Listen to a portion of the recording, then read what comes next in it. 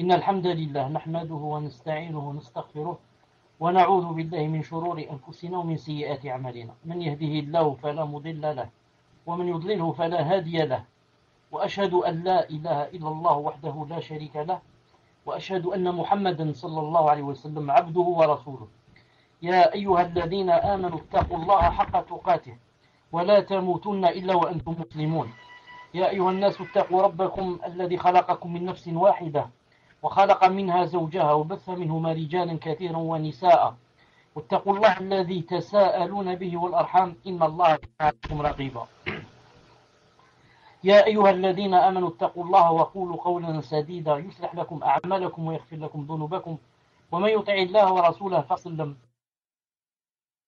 وشر الأمور محدثاتها وكل محدثة بدعة في النار أما بعد حياكم الله جميعا en cette soirée du mercredi 22 Rabi' al-Awwal 1433 de l'Hégire d'après le calendrier des musulmans, ce qui concorde avec le 15 février 2012 d'après le calendrier des chrétiens. Nous sommes, Inch'Allah Ta'ala, toujours dans le livre Les signes de la fin des temps.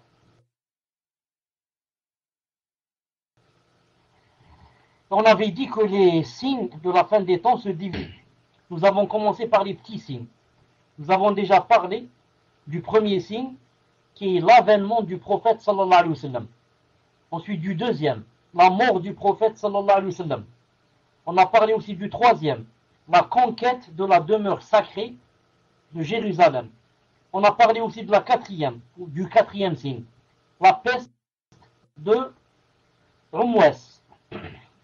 On a parlé ensuite du cinquième signe, la profusion des richesses et l'inutilité de l'aumône. Aujourd'hui, Inch'Allah Ta'ala, on va parler du sixième petit signe de la fin des temps, Inch'Allah Ta'ala, et qui est quoi? Qui est l'apparition des troubles. Le sixième signe, Inch'Allah Ta'ala, c'est l'apparition des troubles, c'est-à-dire al-fitan, c'est-à-dire al-fitan. Donc, le pluriel du mot fitna, c'est fitan. On dit une fitna, un trouble. Les fitna, troubles et épreuves. Hein. Donc, le pluriel du mot fitna est fitan, qui signifie épreuve, examen et test. Son utilisation est plus fréquente dans le sens de test en tant que notion de blâmable. C'est alors qu'on l'utilisa pour toute chose blâmable ou qui s'y rapporte, telles que le péché, l'incroyance, le meurtre, la brûlure et toute chose détestable. Le prophète sallallahu alayhi wa sallam nous informa que parmi les signes de la fin des temps figure l'apparition des grands troubles, durant lesquels la vérité se mêle au mensonge, de sorte que la foi vacille au point que l'homme se réveillant au matin, croyant, deviendra la nuit mécréant, et que celui passant la nuit croyant se réveillera au matin mécréant. À chaque fois qu'apparaît un trouble, et le croyant dira toujours, celui-ci, c'est ma perte, celui-ci est comme ça. Ainsi, les troubles ne cesseront d'apparaître parmi les gens jusqu'à la venue de l'heure. Abu Moussa al-Ash'ari radiyallahu ta'ala anhu rapporte que le prophète sallallahu alayhi wa sallam a dit: il y aura avant la venue de l'heure des troubles tels des parties de la nuit sombre. L'homme se réveillera le matin croyant et sera le soir mécréant, et passera la nuit croyant et se réveillera au matin mécréant. Il a dit: celui qui est assis sera meilleur que celui qui est debout, et celui qui est debout sera meilleur que celui qui marche, et celui qui marche sera meilleur que celui qui court. Brisez donc vos arcs, coupez les cordes de ces derniers, et frappez de vos épées la pierre. Si l'on montre chez l'un de vous qu'il soit tel le meilleur des deux fils d'Adam, qu'il soit tel le meilleur des deux fils d'Adam. Hadith authentique. Voir le Musnad de l'imam Ahmed et Sunan Abi Daoud, Sunan Ibn Majah aussi, et Cheikh Al-Albani l'a authentifié dans Sahih Al-Jami', tome 2, numéro 2045. Donc le prophète sallallahu alayhi wa sallam, quand il a cité ce hadith et il a prédit ce qui allait arriver comme fitan et comme trouble, vous voyez que le prophète sallallahu alayhi wa sallam, toujours dans sa sunna, il donne quoi? Après qu'il dise qu'une chose par exemple va arriver, il donne toujours la solution. Non, il donne toujours la solution. C'est comme lorsqu'il a interdit à quelqu'un d'échanger des dates contre d'autres dates. Il lui a dit ça c'est riba, c'est l'usure. Mais voilà ce que tu fais. Tu vends tes dates, avec cet argent, tu achètes d'autres dates. Et comme ça, à chaque fois, lorsqu'il a vu quelqu'un uriner dans la mosquée, il lui a dit, on ne fait pas ça dans la mosquée. La mosquée, c'est pour telle et telle chose. Naam. Et aussi Allah Ta'ala dans le Coran, lorsqu'il a interdit l'usure, il a dit, il a montré la solution, c'était quoi? C'est que la vente était quoi? Était licite. Ici, le prophète sallallahu alayhi wa sallam, quand il a parlé des troubles qui allaient venir, il a donné la solution. La solution c'est quoi? Brisez donc vos arcs. Il faut briser les arcs. Il faut couper les cordes de ces derniers et frapper les épées contre la pierre pour que ça se casse, pour qu'on ne puisse plus les utiliser. Il a dit, si l'on entre chez l'un de vous, c'est-à-dire si quelqu'un rentre chez vous, rentre pour te tuer, bien sûr, il a dit qu'il soit alors, c'est-à-dire que vous soyez alors tel le meilleur des deux fils d'Adam. On a dit une fois que les deux fils d'Adam, ce qui est très connu chez les gens et chez beaucoup de savants, c'est qu'ils s'appellent Habil ou Qabil. Mais on avait dit que ce n'était pas vrai et qu'il n'y avait aucun hadith authentique et encore moins un verset qui disait cela. Mais malgré cela, ça se trouve dans presque tous les livres de l'islam. Mais il n'y a rien d'authentique qui dise que voilà leurs deux noms. Ici, le prophète sallallahu alayhi wa sallam nous a ordonné, c'est-à-dire une fitna, et quelqu'un rentre chez nous et veut nous tuer, il a dit, alors essayez d'être comme le meilleur des deux fils d'Adam. Le meilleur des deux fils, c'est qui? C'est celui qui est mort et non pas celui qui a tué. C'est celui qui a dit, la in basatta ilayya yadaka li taqtulani ma ana bi basitin yadiya ilayka li aqtulak. Uridu an tabu'a bi ithmi wa ithmi. Il lui a dit, si tu vas tendre ta main pour me tuer, moi je ne vais pas tendre ma main pour te tuer. Je voudrais que ce soit toi qui prennes tous les péchés. Il a dit, comme ça, vous devez être, sallallahu alayhi wa sallam. L'imam Muslim, rahimahullah, rapporte, d'après Abu Huraira, radiyallahu ta'ala anhu, que le messager, sallallahu alayhi wa sallam, a dit, il a dit, empressez-vous d'accomplir les bonnes œuvres avant les troubles, tels les parties de la nuit sombre, durant lesquelles l'homme se réveillera au matin en étant croyant et sera la nuit mécréant. Ou bien sera la nuit croyant et se réveillera mécréant. Il vendra sa religion pour des jouissances de ce monde. Hadith rapporté par Muslim. Subhanallah al-Azim, le prophète sallallahu alayhi wa sallam a prédit que va arriver un moment où la personne, subhanallah al-Azim, au matin sera croyante et la nuit venue, elle peut devenir mécréante. Et le contraire. Ensuite, il a dit, donc viendra un temps où la personne vendra sa religion pour des jouissances de ce monde. C'est un peu ce qui se passe de nos temps, ici en Algérie. Et peut-être partout dans le monde. Plus spécialement chez nous, ici en Algérie, plus spécialement, beaucoup de Kabyles qui sont de souche musulmane, maintenant rentrent dans le christianisme. Pourquoi ils rentrent dans le christianisme? Est-ce qu'ils attestent que Jésus est le fils d'Allah? Non, jamais. C'est juste pour une jouissance de ce monde, comme a dit le hadith, c'est-à-dire juste pour avoir un visa, juste pour avoir une résidence en France ou là en Europe.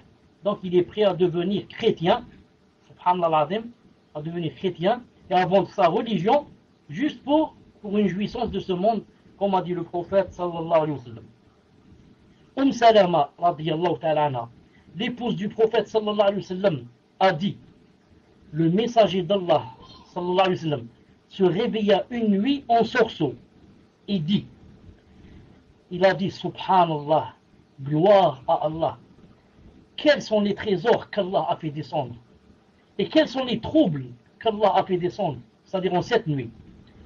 Quel est celui qui va réveiller les compagnes des appartements, c'est-à-dire ses épouses, pour qu'elles prient. Ensuite, il a dit, il se peut qu'une femme vêtue dans ce monde soit nue dans l'au-delà. Non. Il se peut qu'une femme vêtue dans ce monde soit nue dans l'au-delà. Hadith rapporté par Al-Bukhari, hadith authentique. Donc le prophète sallallahu alayhi wa sallam se réveilla une fois en sursaut. Et il a montré pourquoi il s'est réveillé. Il a dit qu'Allah Ta'ala avait fait descendre des trésors cette nuit-là et qu'il avait fait descendre aussi des troubles. Ensuite, il ne s'est pas tu, mais il a dit qu'il va réveiller les épouses. Pourquoi? Pour qu'elles prient. Pourquoi? C'est pour dire que quand les troubles viennent, la meilleure solution pour être épargné de ces troubles, c'est de s'accrocher au maximum dans la religion et de se lever et prier. Surtout quoi? Surtout la prière de la nuit. Et vous connaissez qu'en général, le prophète sallallahu alayhi wa sallam, d'après un hadith authentique, qu'en général, quand un problème l'atteignait, qu'est-ce qu'il faisait? Il rentrait directement dans la salat. C'est très connu, ceci du prophète sallallahu alayhi wa sallam. Alors imaginez qu'il se soit réveillé en sursaut et qu'il a su qu'Allah Ta'ala avait fait descendre des troubles et des fitnas. La première des choses, il a demandé à ce qu'on réveille ces femmes. Pourquoi? Pour qu'elles prient. Naam. Abdullah ibn Amr ibn al-As radiyallahu ta'ala nous rapporte que le prophète sallallahu alayhi wa sallam cria un jour. La prière va être accomplie. Il a dit, nous nous regroupons autour du prophète sallallahu alayhi wa sallam qui dit, il a dit, il n'y eut de prophète avant moi sans que ce ne soit un devoir pour lui d'informer sa communauté au sujet de ce qu'il connaît pour elle de meilleur et de les avertir au sujet de ce qu'il connaît pour elle de pire. Ensuite il a dit, le salut de votre communauté que voici a été accordé aux premiers parmi elles. Naam, ce sont les premiers, les salaf auxquels Allah Ta'ala a accordé le salut. Quant aux derniers, nous et ceux qui vont venir, ils seront atteints par des épreuves et des choses que vous désapprouverez. Il a dit, l'épreuve viendra et chaque épreuve atténuera l'autre. L'épreuve viendra telle que le croyant dira, il dira celle-ci. C'est-à-dire c'est celle-là qui va quoi? Qui va m'exterminer. C'est celle-là qui va me faire tomber et entrer au paradis. Que vienne sa mort alors qu'il croit en Allah et au jour dernier. Rapporté par Muslim. Les hadiths relatant les troubles sont très nombreux, car le prophète sallallahu alayhi wa sallam a averti sa communauté de ceux-ci et leur a recommandé de s'en protéger. Il nous a informé que les derniers parmi cette communauté seront atteints de malheurs et de troubles graves dont rien ne pourra les protéger, si ce n'est, il a cité trois choses, la foi en Allah Azza wa Jal et au jour dernier, et l'attachement au groupe des musulmans, qui sont les gens de la Sunna, même s'ils sont peu nombreux, et l'éloignement des péchés et de chercher refuge contre eux. D'ailleurs, le prophète sallallahu alayhi wa sallam a dit, implorer la protection d'Allah contre les troubles, tant ceux apparents que cachés. Ta'awwadhu billah, d'implorer la protection d'Allah contre les troubles, que ce soit les troubles apparents ou que ce soit les troubles cachés. Rapporté par Muslim. Autre chose, toujours dans les fitnas, puisqu'on est en train de parler des fitnes et des troubles, on va parler maintenant d'autres choses dans ces troubles. L'apparition des troubles du côté de l'Orient. Le prophète sallallahu alayhi wa sallam a montré que ces troubles-là dont il a parlé, que la plupart allaient venir du côté de l'Orient. Écrivez numéro 1 si vous m'entendez. La plupart des troubles qui sont apparus aux musulmans ont connu leur source en Orient. Orient, en arabe, Mashriq, là où se dresse la corne de Satan. Cela est conforme aux informations que le prophète alayhi salam nous a fournies. Ibn Omar radiallahu ta'ala nous rapporte avoir entendu le messager sallallahu alayhi wa sallam étant dirigé vers l'Orient dire une fois: le trouble est certes par ici, le trouble est certes par ici, c'est-à-dire en montrant l'Orient. Il a dit: là où se dresse la corne de Satan. Hadith authentique rapporté par Muslim. Selon une version de Muslim aussi, il a dit: la tête de la mécréance vient d'ici, de là où se dresse la corne du diable, c'est-à-dire l'Orient. Hadith authentique rapporté par Muslim et le premier par Bukhari. Abdullah alayhi salam fit une invocation. Qu'est-ce qu'il a dit? Il a dit: oh Allah, accorde-nous la bénédiction dans notre sa'. Sa', c'est-à-dire, c'est une unité de mesure équivalent à peu près 2 kg 172 grammes. Pas à peu près, exactement 2 kg 172 grammes. Donc il a dit: accorde-nous la bénédiction dans notre sa'. Et notre moud, c'est à peu près 675 grammes. Et accorde-nous la bénédiction dans notre shem. Shem, c'est la Syrie, le Koweït, les Émirats. Non, tout ça c'est le shem. Bahreïn. Il a dit: et notre Yémen. Accorde-nous la bénédiction dans notre shem et dans notre Yémen. Alors un homme de l'assemblée dit au prophète d'Allah: et dans notre Irak, c'est-à-dire, est-ce que tu peux aussi demander la bénédiction à Allah Ta'ala dans notre Irak? Il a dit sallallahu alayhi wa sallam: là se trouve la corne de Satan et sont attisés les troubles. La rudesse est certes en Orient. Non, la rudesse est certes en Orient. Authentifié par Cheikh Al-Albani dans Sahih Targhib, tome 2, numéro 1204. Ibn Hajar al-Asqalani rahimahullah a dit: les premiers troubles ont trouvé leur source du côté de l'Orient, ce qui fut une cause de division entre les musulmans, chose qu'aime le diable et qui le réjouit. Les innovations également ont trouvé leur source de ce côté. Les chiites en Irak, les rafidites d'Irak, les ésotériques batiniya Irak, les qadarites, les jahmites, les mu'tazilites et la plupart des professions de mécréance ont trouvé leur source en Orient, du côté des Perses, Mazdéens, en Iran. Nous trouvons parmi celles-ci, parmi ces sectes, le zardashtisme, le manawisme, le mousdachisme, l'hindouisme, le bouddhisme, le qadianisme, le bahaïsme, ainsi que d'autres sectes destructrices.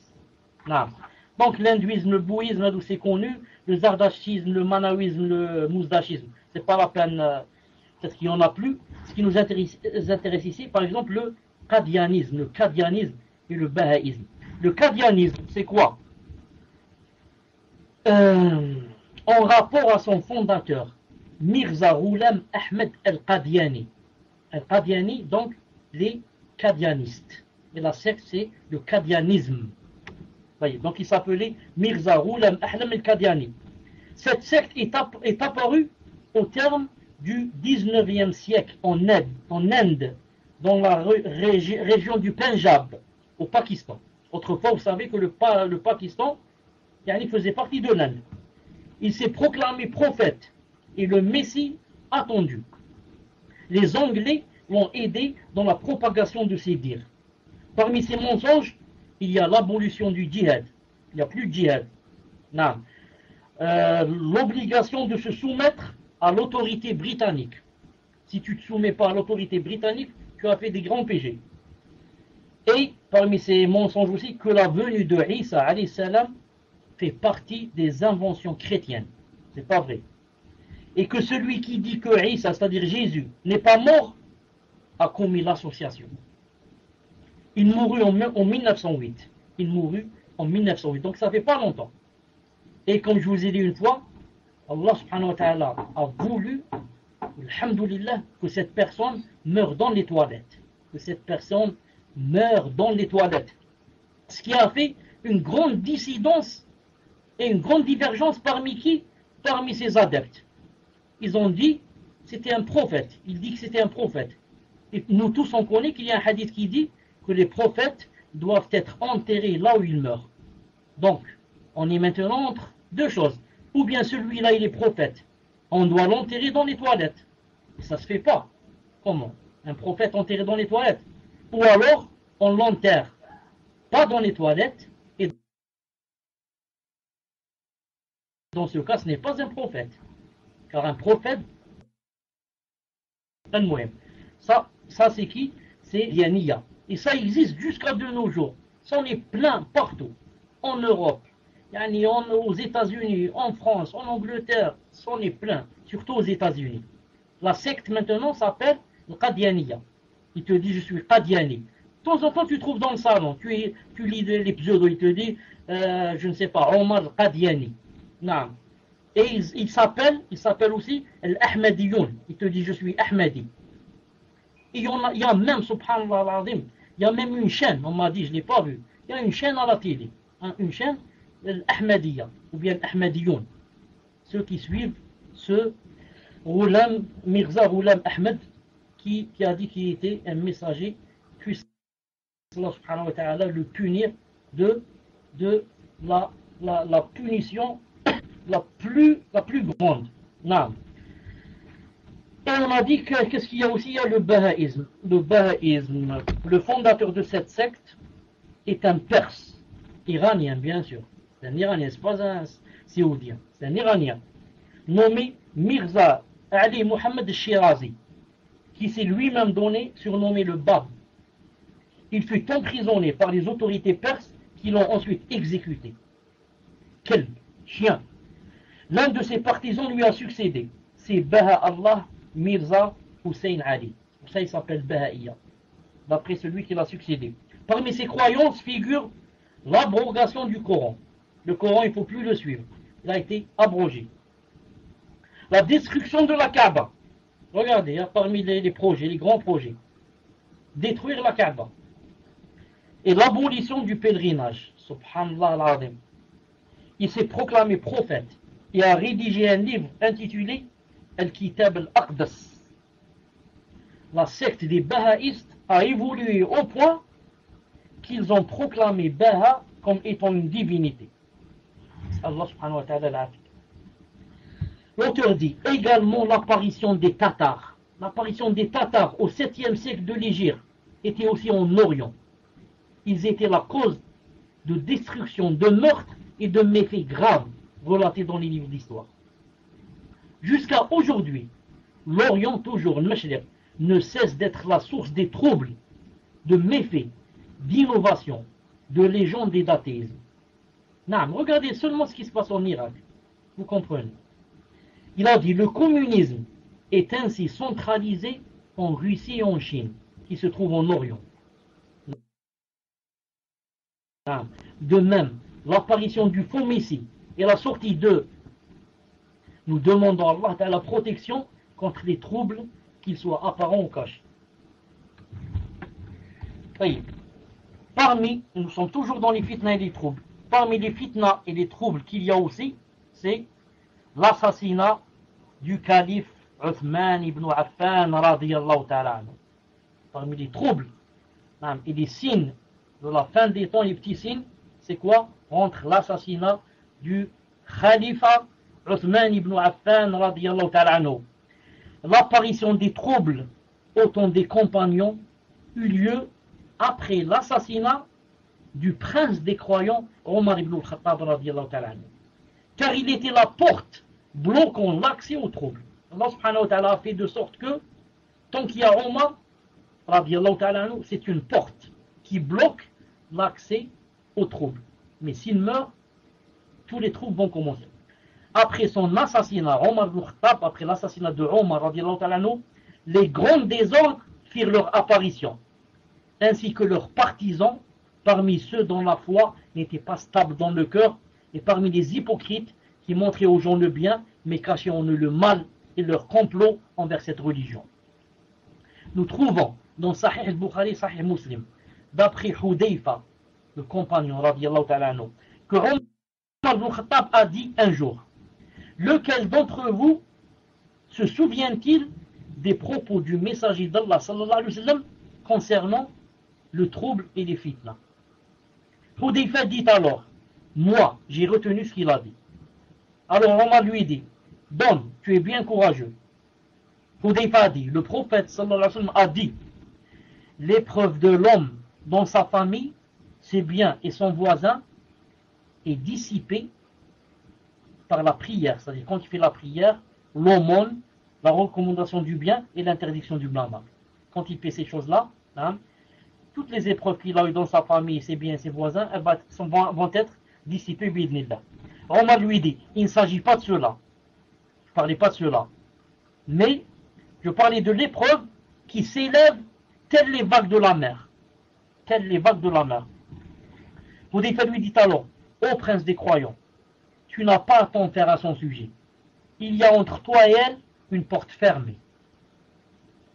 Omar lui dit: la porte sera ouverte ou enfoncée? La porte, elle sera ouverte ou enfoncée? Hudayfa dit: non, elle sera plutôt enfoncée. Omar dit: elle ne se refermera donc plus. Hudayfa dit: connaît-on ce qu'est cette porte? Omar dit: oui, de même qu'avant demain il y aura une nuit. Naam, oui. Hudayfa dit: je lui rapportai une parole qui n'est pas fausse.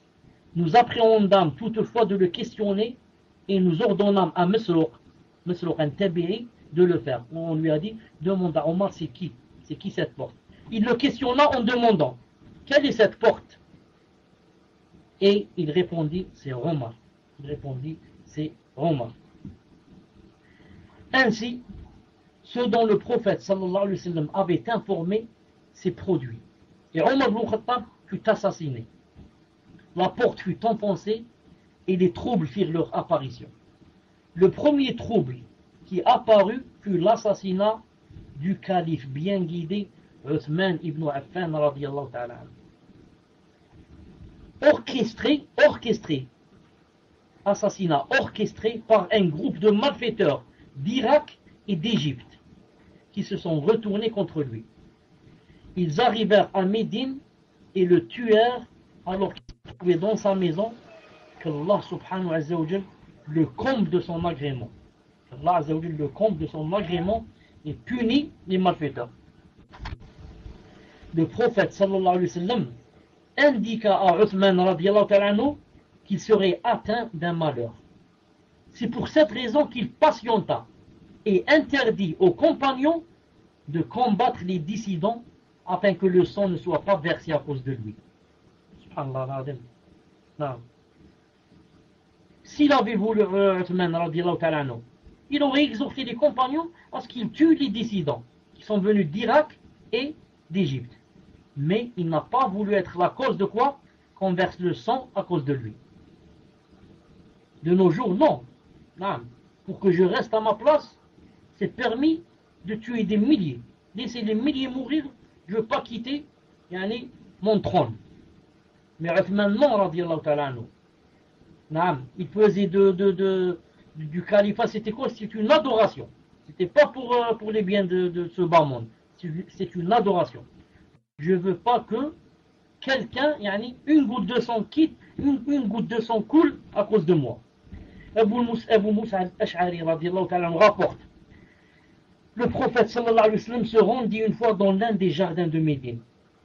Il cita le hadith jusqu'à ce qu'il dit: Uthman vint alors. C'est Abu Moussa al-Ash'ari qui dit, il a dit: Uthman vint alors. Uthman demanda à ce qu'il rentre chez le prophète sallallahu alayhi wa sallam pour le joindre dans le jardin. Abu Moussa al-Ash'ari lui a dit: reste où tu es jusqu'à ce que je demande la permission au prophète sallallahu alayhi wa sallam pour que tu rentres. Le prophète sallallahu alayhi wa sallam dit alors: permets-lui de rentrer. Laisse-le rentrer et annonce-lui le paradis avec un malheur qui le touchera. Hadith rapporté par le Bukhari. Annonce-lui le paradis en même temps, mais avec un malheur qui le touchera. En parlant de malheur, le prophète sallallahu alayhi wa sallam a spécifié Uthman radiallahu ta'ala anhu, bien que Omar fut également assassiné. Omar aussi fut assassiné. Mais pourquoi il a spécifié Uthman? Ceci car Omar ne fut pas éprouvé de la même manière que le fut Uthman. De la part de ceux qui se soulevèrent et désiraient qu'il abdique de son califat. Il laisse le califat à cause de ce qu'il lui attribuait comme injustice et oppression, malgré qu'il les ait convaincus du contraire et les ait refutés. Non. Donc Omar radiallahu ta'ala anhu, il était en train de faire salat subh, quelqu'un est sorti derrière lui, qui était juste derrière lui, et il a poignardé 10 ou je ne sais pas, 15 coups. Et ça s'est arrêté là. Uthman, non. Avant de l'avoir tué, subhanallah, une grande fitna. Non. Ils sont venus je ne sais pas combien de milliers d'Irak et d'Égypte, et le chef égyptien il s'appelait, c'était Kinana ou Abu Kinana, si je ne me trompe pas, ou Kinani ou quelque chose comme ça. Non. Et ils ont décidé de le mettre en quarantaine. On ne l'a même pas laissé sortir de la mosquée pour prier, pour guider les gens. Il lui a dit non, tu sors plus de la maison. Ensuite, ils ont serré l'étau au point où on lui a dit c'est interdit que vous lui rameniez à manger ou à boire. Au point où les sahaba qui lui donnaient à boire ou à manger venaient par-dessus les toits. Ils sautaient de toit en toit jusqu'à ce qu'ils arrivaient dans sa maison.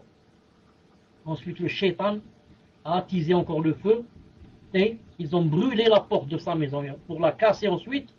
Et ils sont rentrés, ils l'ont trouvé en train de lire le Coran. Et ils l'ont frappé avec l'épée, ils lui ont coupé sa tête. Non, ils lui ont coupé sa tête, radiyallahu ta'ala anhu.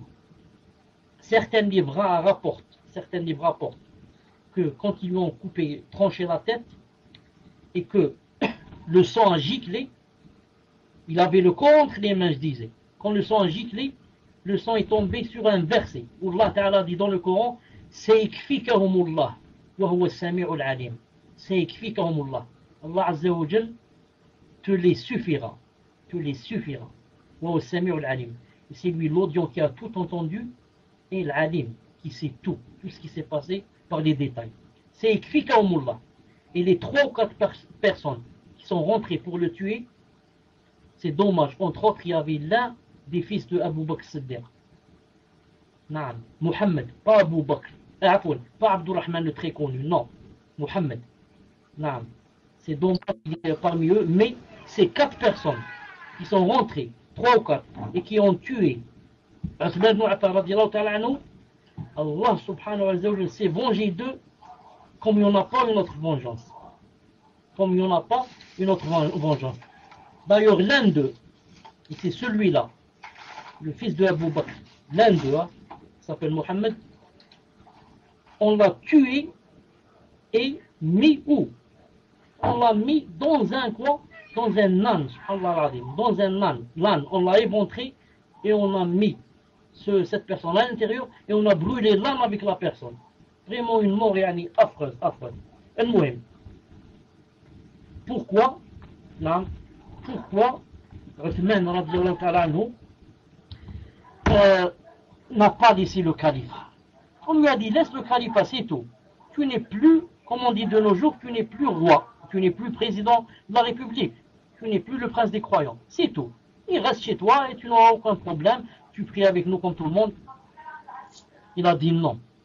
Avant de vous dire pourquoi il a dit non, je vous rappelle qu'entre-temps, les sahaba lui ont dit, maintenant puisque tu ne pries plus à la mosquée, c'est pas toi qui nous guide, il y a l'Égyptien, Abu Kinana, la tête des malfaiteurs qui guide maintenant les gens. Est-ce qu'on doit prier derrière lui ou alors qu'est-ce qu'on fait?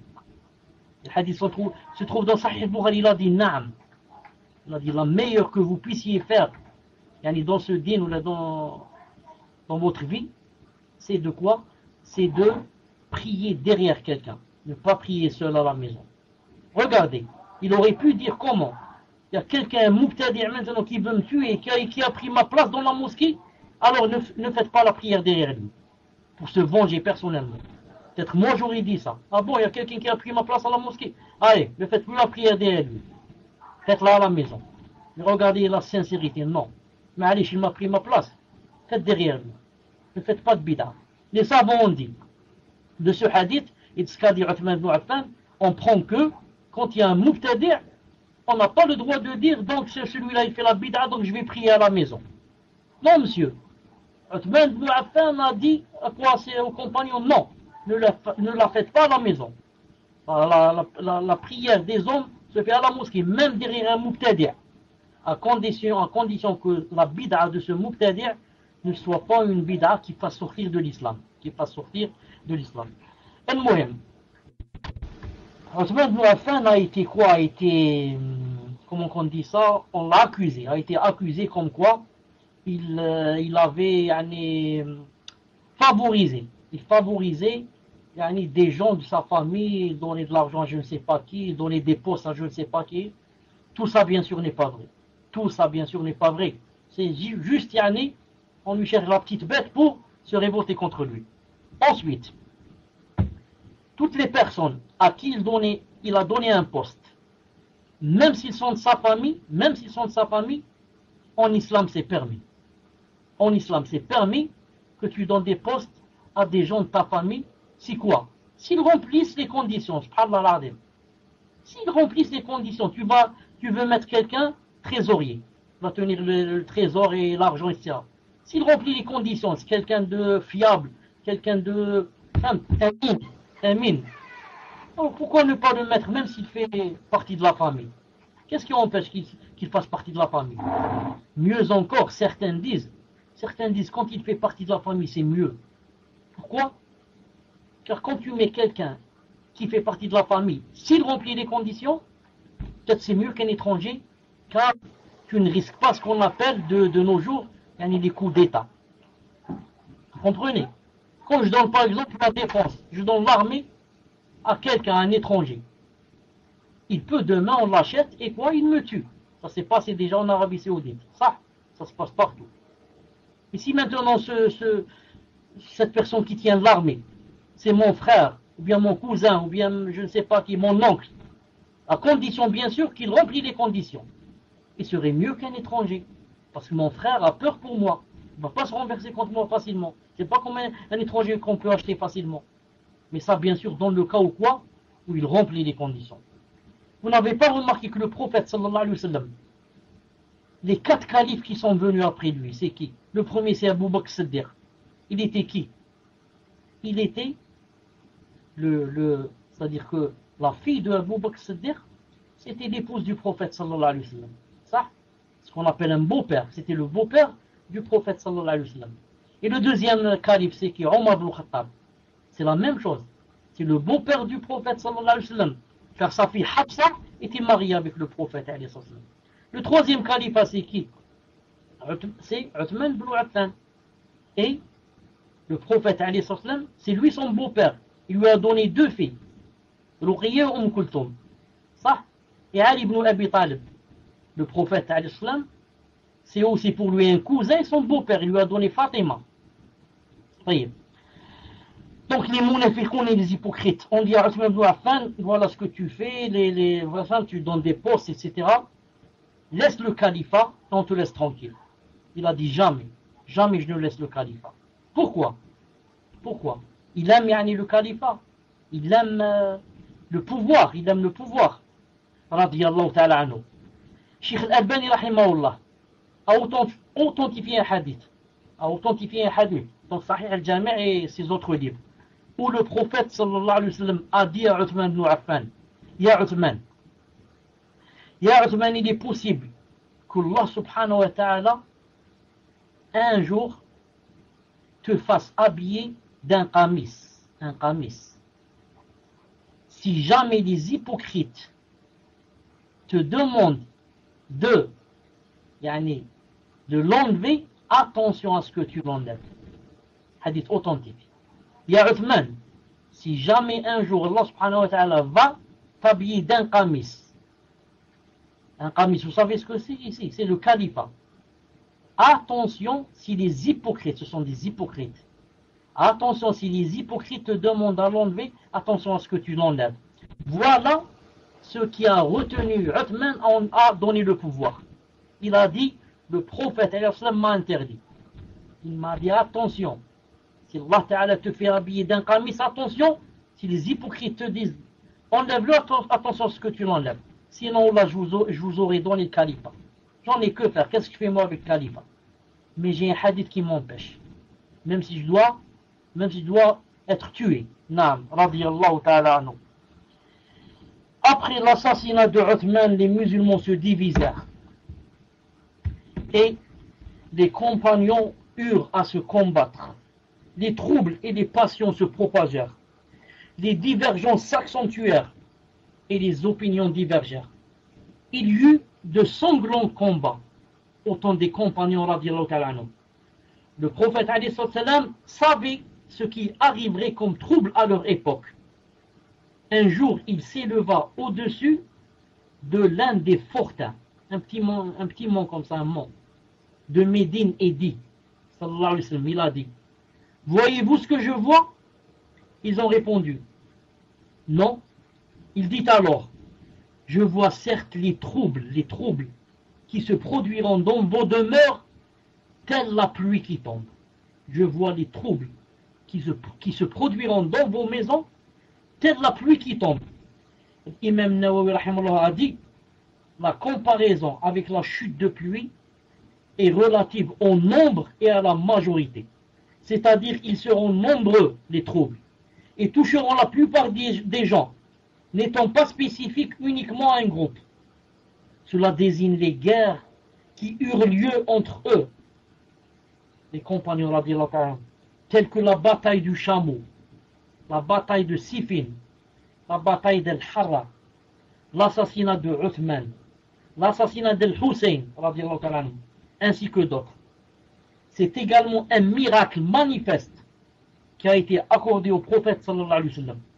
La preuve, tout ce qu'il a dit a eu lieu exactement comme il a dit, avec tous les détails. Tout ce qu'a dit sallallahu alayhi wa sallam a eu lieu exactement comme il a dit. Prenons seulement le cas de Uthman. Lorsqu'il lui a dit, il a dit à Hudayfa, annonce-lui quoi? Le paradis, mais avec un malheur qui va l'atteindre. Et le malheur, c'était quoi? C'était la fitna qui lui est arrivée et on lui a tranché sa tête. Radiyallahu ta'ala anhu. Et dans un autre hadith, il était une fois sur la montagne, et la montagne a bougé, il a dit à la montagne, il a dit, ne bouge pas, arrête de bouger. Il y a au-dessus de toi un nabi. Et il a cité aussi Siddiq, et un Siddiq, un véridique, c'est-à-dire Abu Bakr, il était avec eux. Il a dit un shahid, en parlant de Uthman aussi. Radiyallahu ta'ala anhu. Combien qu'il reste de temps? Il reste un quart d'heure. On va ajouter une chose. Parmi les fitna aussi qu'il y a eu, il y a eu ce qu'on appelle la bataille du chameau. La bataille du chameau. C'est quoi la bataille du chameau? Et nous, bien sûr, quand on parle de ce qui s'est passé entre les Sahaba, radiyallahu ta'ala anhum, c'est pas parce qu'on veut des fitna. Car il y a certains musulmans qui disent il ne faut pas parler de ce qui s'est passé entre les Sahaba. Il ne faut pas en parler. Pourquoi on ne parle pas? Pourquoi je ne parle pas? Je ne parle pas si c'est je veux parler pour faire des fitna. Moi non. Je veux parler pour montrer exactement ce qui s'est passé. Non, c'est pas comme par exemple maintenant si je ne sais pas ce qui s'est passé exactement. Je ne connais pas l'histoire des musulmans ni l'histoire des compagnons. Maintenant il y a Chi'i, il va venir, il va me dire Muawiyah a fait ceci, Uthman a fait cela. Je n'aurai pas de réponse. Je ne connais pas mon histoire. Je ne connais pas l'histoire des compagnons ni des Sahaba.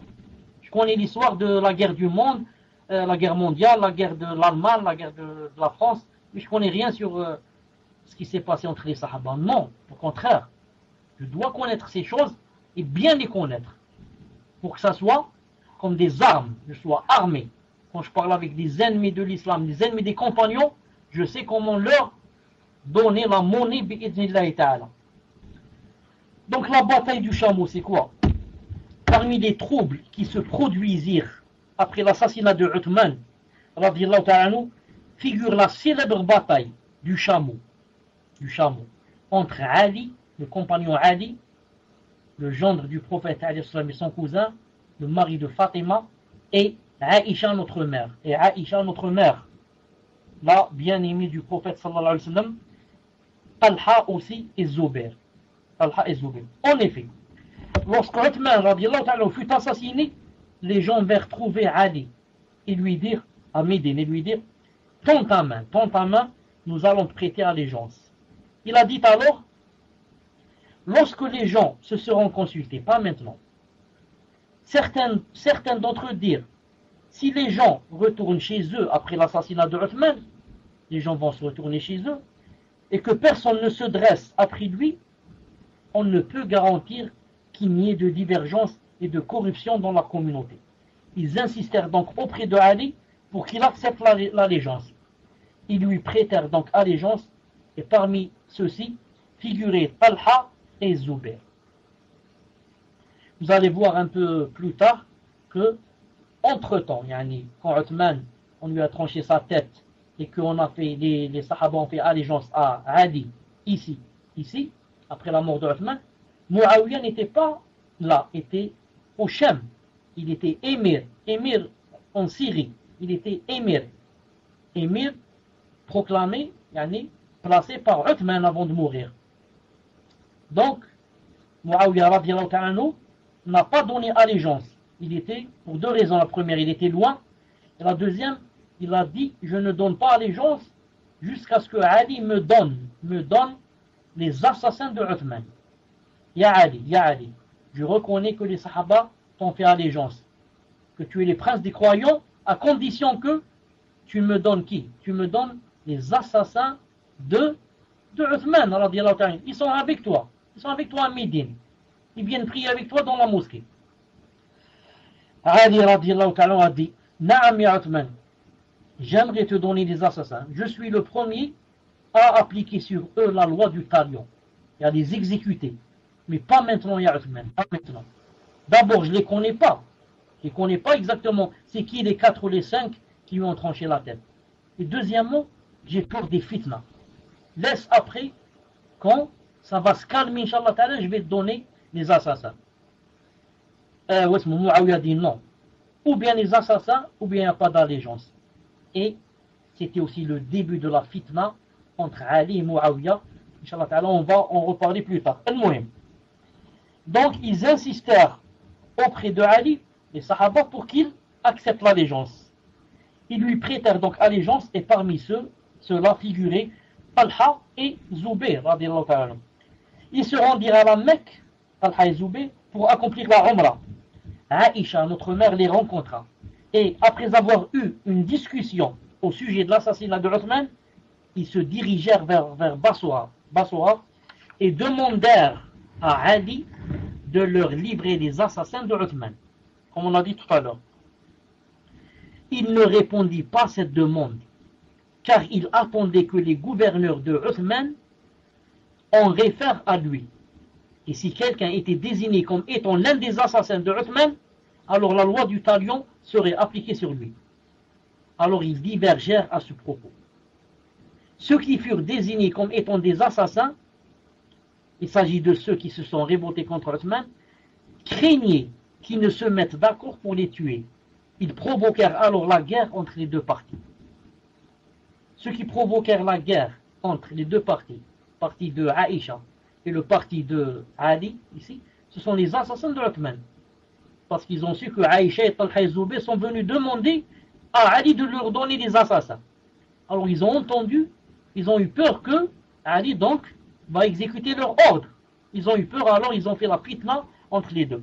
Le prophète sallallahu alayhi wa sallam avait informé Ali qu'il y aurait entre lui et Aïcha une affaire. Abu Rafi' rapporte que le messager alayhi sallam a dit un jour à Ali ibn Abi Talib, il lui a dit, il y aura entre toi et Aïcha une affaire. Ali dit, moi au messager d'Allah? Il lui dit, oui. Ali dit, je suis donc le plus mauvais d'entre eux au messager d'Allah. Le prophète Hassan répondit, non, mais quand cela aura lieu, renvoie-la à son refuge. Renvoie-la à son refuge. Pour Muslim Imam Ahmed, tome 6, page 393. Ibn Hajar a dit le hadith est fiable. Il a dit ça dans Fath al-Bari, volume 13, page 55. Il a dit le hadith est fiable. Et d'autres ont dit le hadith est faible. Ce qui prouve que Aïcha, Talha et Zubair n'étaient pas sortis pour le combat, mais bien pour réconcilier les musulmans. C'est ce que rapporte Al-Hakim selon Qais ibn Hazim qui dit quand Aïcha arriva près de certaines demeures de Banu Amir, des chiens se mirent à aboyer sur elle. Alors elle demanda de quel point d'eau s'agit-il? Où sommes-nous ici? Où sommes-nous exactement? Ils répondirent Al-Hawab. Nous sommes à Al-Hawab, un endroit qui s'appelle comme ça. Il y a un puits. Elle dit je crois bien que je vais faire demi-tour. Alors Zubayr lui dit pas encore, notre mère. Avance pour que les gens te voient et qu'Allah Ta'ala les réconcilie. Et elle de dire je crois bien que je vais faire demi-tour. J'ai entendu le messager alayhi salam dire qu'en sera-t-il de l'une de vous, c'est-à-dire mes épouses, quand les chiens d'Al-Hawab, de l'endroit là, les chiens d'Al-Hawab vont aboyer sur elle. Et selon une version d'Al-Bazzar, d'après Ibn Abbas, le messager alayhi salam a dit à ses épouses laquelle de vous est la compagne du chameau à la face couverte de poils qui sortira et sera aboyé par les chiens d'Al-Hawab. Il a dit à sa droite et à sa gauche sera tué un grand nombre de personnes, mais elle sera sauve après qu'elle ait failli être tuée. Hadith authentifié par Sheikh Al-Albani rahimahullah. Dans Sisila, c'est un hadith sahiha. Il a dit c'est un hadith authentique. Tome 1, page 223, 233, numéro 475. Ibn Taymiyyah dit Aïcha n'est pas sortie pour le combat, mais dans l'intention de réconcilier les musulmans. Elle pensait que dans son acte, il y aurait un bien pour les musulmans. Elle pensait que les musulmans vont dire Subhanallah, l'épouse du prophète, Aïcha est là. Donc on va l'entendre ce qu'elle dit. Non. Mais il lui a apparu par la suite qu'il était préférable pour elle de ne pas sortir, de ne pas avoir fait ce voyage. C'est pourquoi, plus tard, quand elle se rappelait de sa sortie, elle pleurait jusqu'à mouiller son voile. Ce fut le cas pour l'ensemble des précurseurs. Tous regrettaient d'avoir participé au combat. Talha, Zubayr et Ali, tous le regrettaient. Le jour du chameau. Pourquoi on a appelé la bataille du chameau? Car Aïcha, quand elle est partie là vers eux, elle est partie sur un chameau.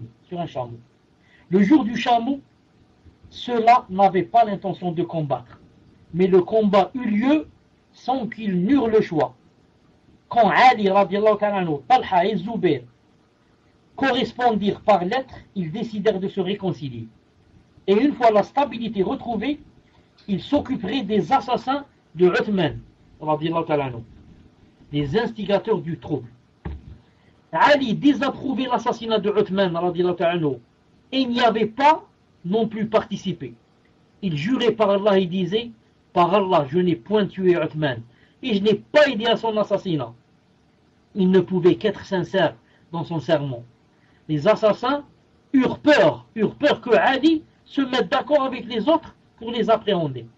Ils donnèrent alors l'assaut contre la troupe de Talha et Zubayr. Et ceux-ci, Talha et Zubayr, crurent que Ali donnait l'assaut contre eux. C'est pourquoi ils se mirent à combattre pour se défendre. Et Ali, pensant qu'il lançait l'assaut contre lui, il se mit lui aussi à combattre pour se défendre. C'est ainsi que la dissension eut lieu sans qu'ils n'en eurent le choix. Aïcha était sur sa monture. Elle n'a pas participé au combat et n'a pas non plus ordonné de combattre. C'est ce qu'a mentionné tout un chacun qui a connaissance des informations historiques. On arrête, Inch'Allah ta'ala, ici. Subhanak Allahumma bihamdik, ashhadu an la ilaha illa ant, astaghfiruka wa atubu ilayk. On demande à Allah subhanahu wa ta'ala qui nous préserve des fitans tant cachées qu'apparentes. Quand vous êtes prêts, Inch'Allah ta'ala, on commence dans 5 minutes, Inch'Allah ta'ala. Assalamu alaikum wa rahmatullahi wa barakatuh. Wa alaykum assalam wa rahmatullahi wa barakatuh. Naam, cher. Donc les premières questions, Inch'Allah. Salam alaikum wa rahmatullah. Doit-on quitter les pays de Kufr pour se protéger des fitanes, car certains disent qu'il est plus difficile de faire son din dans les pays musulmans que dans les pays de Kufr. Question suivante. Salam alaikum wa rahmatullah, cher. Hayakumullah wa barakallahu fikum pour tout. Muawiyah est-il de la même famille que Uthman radiallahu anhuma? Si oui, il était quoi pour lui? Jazakumullah khayran wa hafizakumullah. Tfadal, cher. Est-ce que tu as terminé la question, cher? Naam, cher, j'ai terminé la question. Je vous ai lu deux questions. Vous m'entendez, cher? Est-ce que le son est clair chez vous, Inch'Allah? Non, mais je vous ai lu deux questions. Est-ce que la première, vous l'avez entendue, cher? Sur les pays de Kufr. Tfadal, cher. La deuxième question, il y a des coupures. Car déjà, j'ai dit tout à l'heure, pour la récitation du Coran, je l'entends avec beaucoup de coupures, Donc la deuxième question, pour moi, c'est arrêté là où tu as dit, est-ce que Muawiyah, est-ce qu'il était de la famille de Uthman? Si oui, qu'est-ce qu'il était pour lui exactement? C'est tout. Est-ce qu'il y a autre chose dans cette question? Je n'ai pas entendu. Fadal.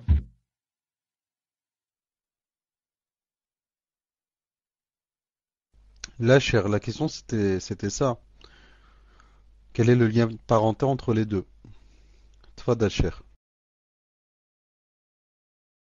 Taïb, une seconde, Inch'Allah Ta'ala, une seconde.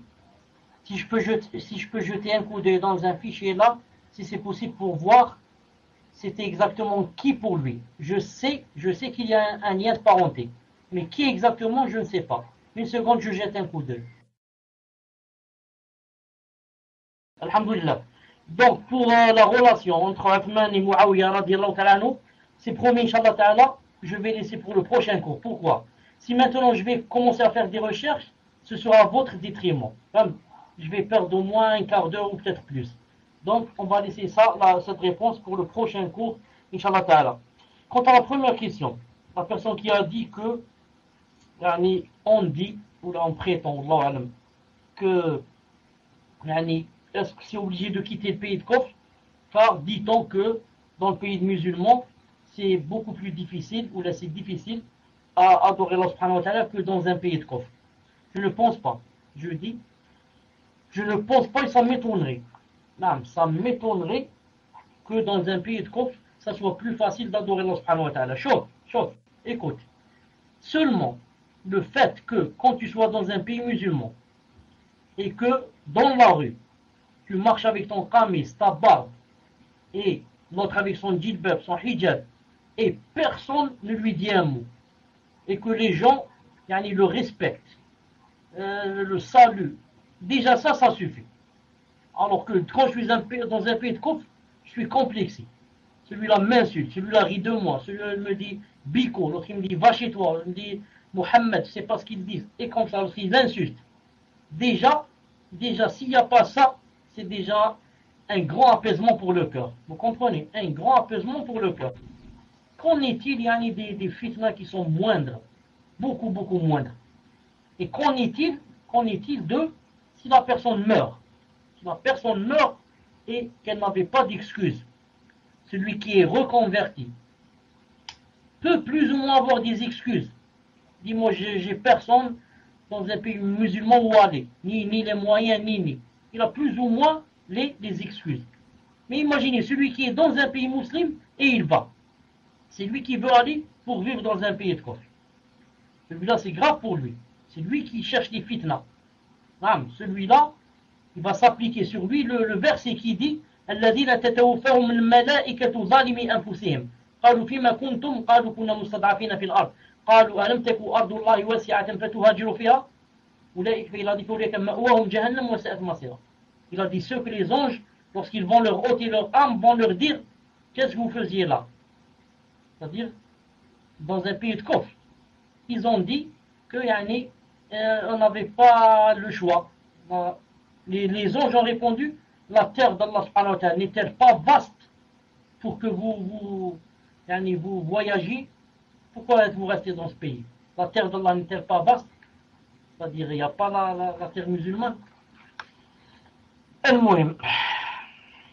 ne pense pas que quelqu'un qui a vraiment la foi, voudrait rester avec les mécréants. Je ne pense pas. Car, en restant avec lui, il sera influencé par lui. Ensuite, tu es là chez lui. C'est lui qui te commande. C'est lui qui a le dessus sur toi. Toi, tu es affaibli. Tu n'es pas dans le pays musulman, où il y a l'islam, où tu entends le adhan, masha'Allah. Là-bas, tu entends l'église qui sonne. Donc, tu dois te taire. Mais ne pas parler. Tu n'as plus tes droits. Tu les as perdus. Les savants ont interdit de vivre en terre de mécréance pour celui qui a les moyens de quitter. Tfadal, pour les deux autres questions. Question suivante. Salam alaikum. J'ai cru entendre que Mohammed, un des fils de Abu Bakr Siddiq, était un des assassins de Uthman. Qu'Allah l'agrée. Pouvez-vous m'en dire plus sur ce sujet? Barakallahu fikum. Question suivante. Salam alaikum wa rahmatullahi wa barakatuh, cheikh. Barakallahu fikum pour votre temps. Qu'Allah vous récompense par le Firdaus. Pourriez-vous réexpliquer plus en détail la fitna entre Ali et Muawiyah par certains troubles dans la communauté, car certains troubles dans la communauté sont apparus à partir de celle-ci. Jazakumullahu khayran. Tfadal cheikh.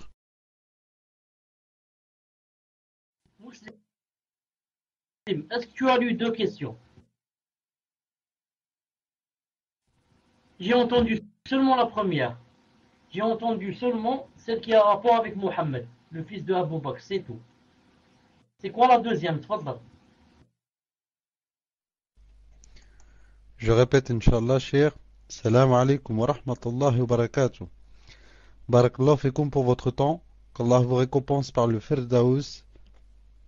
Pourriez-vous réexpliquer plus en détail la fitna entre Ali et Muawiyah, car certains troubles dans la communauté sont apparus à partir de celle-ci? Jazakumullahu khayran. Tfadal cheikh. Donc pour la première question, j'avais dit que parmi les gens qui sont rentrés pour assassiner Uthman ibn Affan radiyallahu ta'ala, il y avait entre autres le fils de Abu Bakr radiyallahu ta'ala, qui s'appelle Mohammed. Naam. Et celui-là, c'est le demi-frère de Aïcha. Aïcha, son père c'est Abu Bakr et sa mère c'est Atika. Celui-là, non. Son père c'est Abu Bakr, mais sa mère c'est Asma bint Umays. Naam. Celle qui était déjà mariée avec Ja'far. Ja'far ibn Abi Talib, le cousin ou l'oncle ou le cousin du prophète sallallahu alayhi wa sallam. Donc c'est le demi-frère de Aïcha. Il s'appelle Mohammed. Ce n'est pas Abdurrahman. Abdurrahman, c'est son vrai frère. Mais celui-là, non, c'est un demi-frère par rapport à Aïcha. Il était rentré parmi ceux qui ont assassiné Uthman radiyallahu ta'ala anhu. Et il lui avait même, il a même tiré par la barbe. Il a tiré comme ça Uthman par sa barbe. Et lorsque l'épouse de Uthman a voulu lui enlever sa main, il lui a coupé sa main à elle, à son épouse, radiyallahu ta'ala anha. Al-Muhim. Puisse Allah subhanahu wa ta'ala nous préserver des fitnas. Quant à la deuxième, ce qui s'est passé entre Ali et Muawiyah, je répète, Inch'Allah ta'ala. Après que les hypocrites ont tué Uthman ibn Affan, radiyallahu ta'ala anhu, Muawiyah entre-temps était gouverneur en Syrie. Donc après la mort de Uthman, les Sahaba ont fait l'allégeance à qui? Les Sahaba qui étaient à Médine ont fait l'allégeance à Ali. Et Muawiyah radiallahu ta'ala anhu a dit, je ne fais pas allégeance à Ali jusqu'à ce qu'il me donne les assassins de Uthman qui sont toujours avec lui dans la mosquée. Ils sont à Médine avec lui, ils prient derrière lui à la mosquée.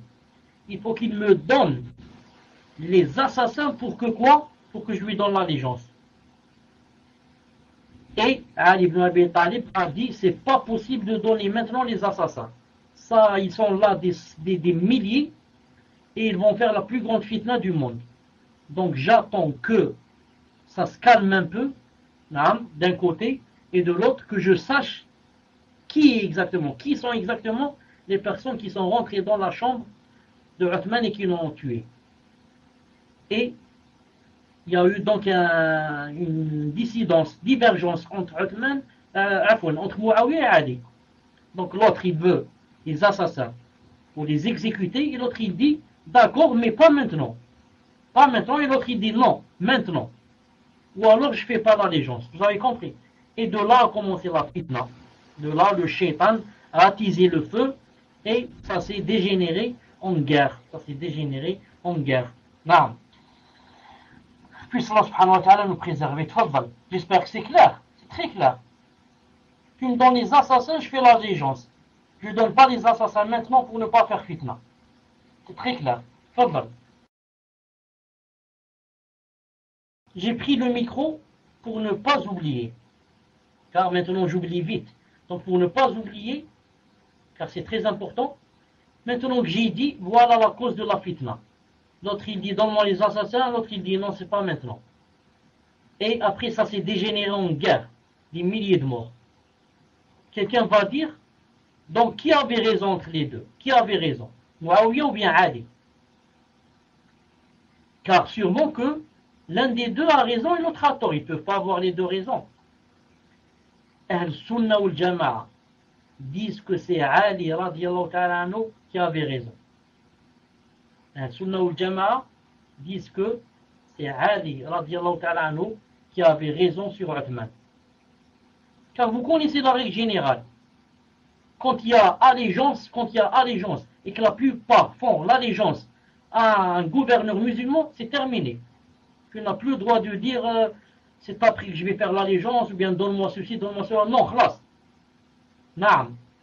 C'est Ali qui avait haq sur Muawiyah. J'ai dit sur Uthman, pardon. Sur Muawiyah. Naam. C'est Ali radiallahu ta'ala qui avait raison sur Muawiyah radiallahu ta'ala. Muawiyah, même s'il était vraiment jaloux et voulait les assassins pour les exécuter, mais comme disent les savants, ce n'est pas une excuse pour ne pas faire l'allégeance à Ali. Ce n'est pas une excuse pour ne pas faire allégeance à Ali. Et dans le prochain cours, Inch'Allah Ta'ala, vous allez voir qu'il y a un hadith qui montre aussi que c'était Ali qui avait droit, ou là, qui avait, comment on dit ça, qui avait haq. Attendez, comment on dit? Non, qui avait haq sur qui? Sur Muawiyah radiallahu ta'ala. Par exemple, le hadith où le prophète sallallahu alayhi wa sallam a dit à Yasser, il a dit au sahabi Yasser, qu'est-ce qu'il lui a dit? Il lui a dit taqtuluka ta'ifatul bariya. Il lui a dit tu seras tué, Yasser ibn Ammar ibn Yasser, il lui a dit tu seras tué par le groupe injuste. Et Ammar a été tué par qui? A été tué par le groupe de Muawiyah. Donc le groupe de Muawiyah, radiallahu ta'ala, c'est lui qui était injuste. C'est Ali qui était sur le juste. En se basant sur ce hadith authentique, où le prophète alayhi salam a dit Ammar, tu seras tué par le groupe injuste. Quand il a été tué, on a dit, viens on cherche qui l'a tué. C'est le groupe de Ali ou le groupe de Muawiyah? C'est le groupe de Muawiyah qui l'a tué. Donc, les savants disent raison sur Muawiyah radiallahu ta'ala. Tfaddal. Hayakumullah, connaissez-vous le minhaj de Salih al-Mughamsi? Question suivante. Salam alaikum, cher. Bismillahirrahmanirrahim. Ça fait longtemps que je ne vous ai pas entendu en direct et cela fait toujours plaisir. Qu'Allah vous préserve sur son droit chemin et qu'il nous accorde à tous ceux présents sur le salon, la faveur d'habiter le Firdaus. Cher, il y a maintenant que quelques jours, beaucoup de Ikhwan Muslimin invitent les gens à fêter le Maoulid. Ils appuient leur dire en disant que les imams suivants ont autorisé le Maoulid. Cheikh Ibn Taymiyyah, Cheikh Ibn al-Qayyim al-Jawziyya, Cheikh al-Hafiz Ismail Ibn Kathir, Cheikh Ahmad al-Jawzi, l'imam Shawkani, l'imam al-Suyuti. Je voudrais savoir si cela est vrai. Si oui, est-ce que je peux dire que ces grands imams se sont trompés en faisant l'ijtihad et que bien sûr le Maoulid est une bid'a? Qu'en dites-vous, barakallahu fikum, ainsi qu'aux admins? Tfadal, Cheikh. D'abord, il ne faut pas oublier que, l'Akh Muslim, que yani, on a perdu un quart d'heure ou 20 minutes, qu'on doit ajouter, Inch'Allah Ta'ala, dans les questions-réponses, pour ne pas prendre le temps des gens yani, qui sont venus apprendre et écouter. Non. Pour Al-Mramsi, s'il s'appelle comme ça, je ne connais pas son minhaj, car lui-même je ne le connais pas, je ne le connais que ces derniers temps, en le voyant et en l'écoutant à la télé. Il s'appelle, il est imam dans une mosquée, de Quba, en Arabie Saoudite. Non. J'ai une de mes filles qui l'aime beaucoup, il le suit beaucoup, tout le temps à la télé derrière lui. Je ne le connais pas lui. Je l'ai entendu dans certains cours. J'ai trouvé que apparemment, je dis apparemment, qu'il était dans la sunna. Ah, c'est quelqu'un qui pleure beaucoup parce qu'il parle beaucoup sur l'au-delà, etc. Et yani, tout ce qu'il dit, c'est Cheikh Islam m'a dit, Ibn al-Qayyim m'a dit, ceci, les savants, les grands savants, et contre les bid'a, etc. Donc je dis de ce qui m'est apparu. Il m'est apparu que c'est quelqu'un de bien, Wallah subhanahu wa ta'ala adam.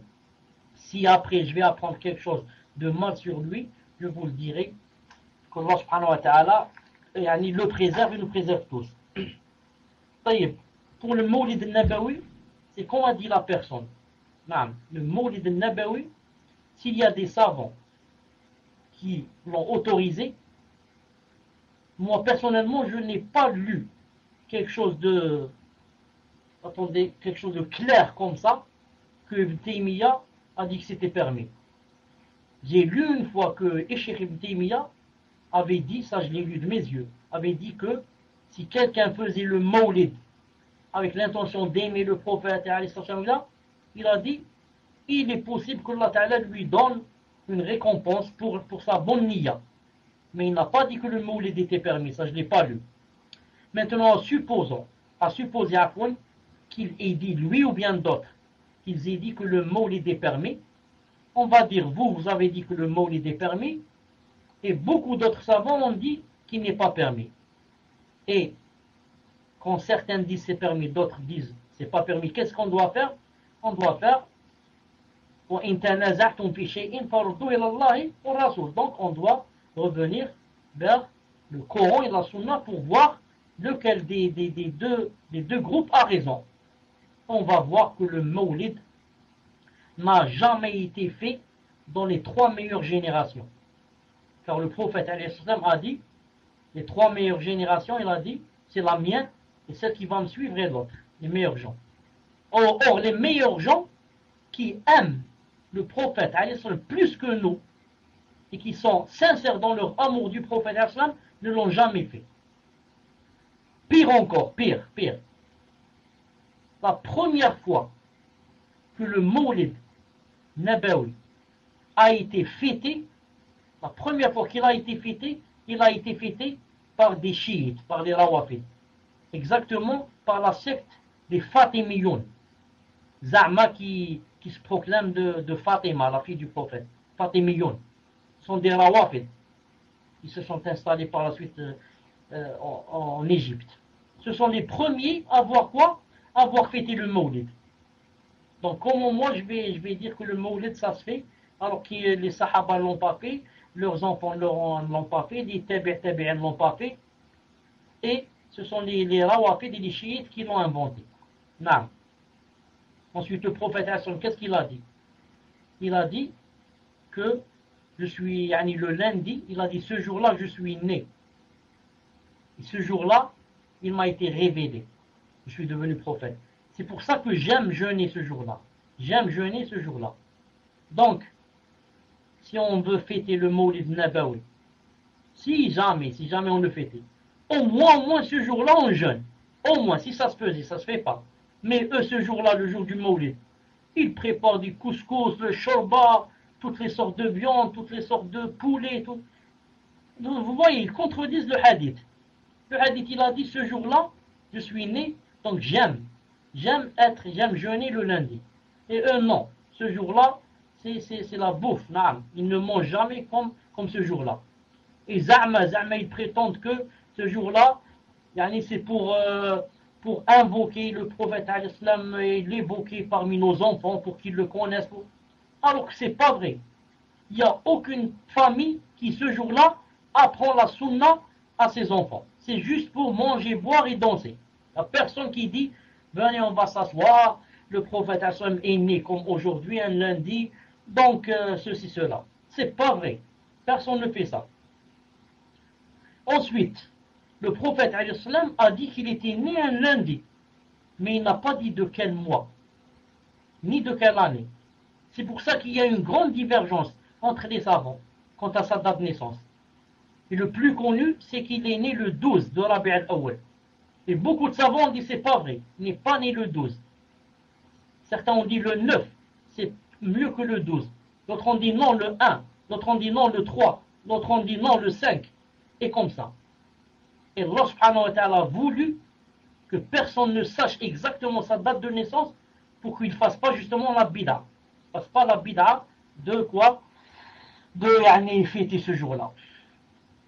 Et mieux encore, ceux qui fêtent le Mawlid al-Nabawi, ce sont des gens qui n'aiment le prophète sallallahu alayhi wa sallam que ce jour-là. Et nous, qui ne le fêtons pas, car nous l'aimons tous les jours. Nous l'aimons tous les jours. Eux, non. Ils l'oublient pendant toute l'année et ils ont un jour où ils se souviennent. Ah, aujourd'hui, c'est le Mawlida. Le prophète est né ce jour-là. Allez, venez, on va remplir le ventre jusqu'à vomir. On va manger jusqu'à vomir pour prouver qu'on l'aime. Vous voyez?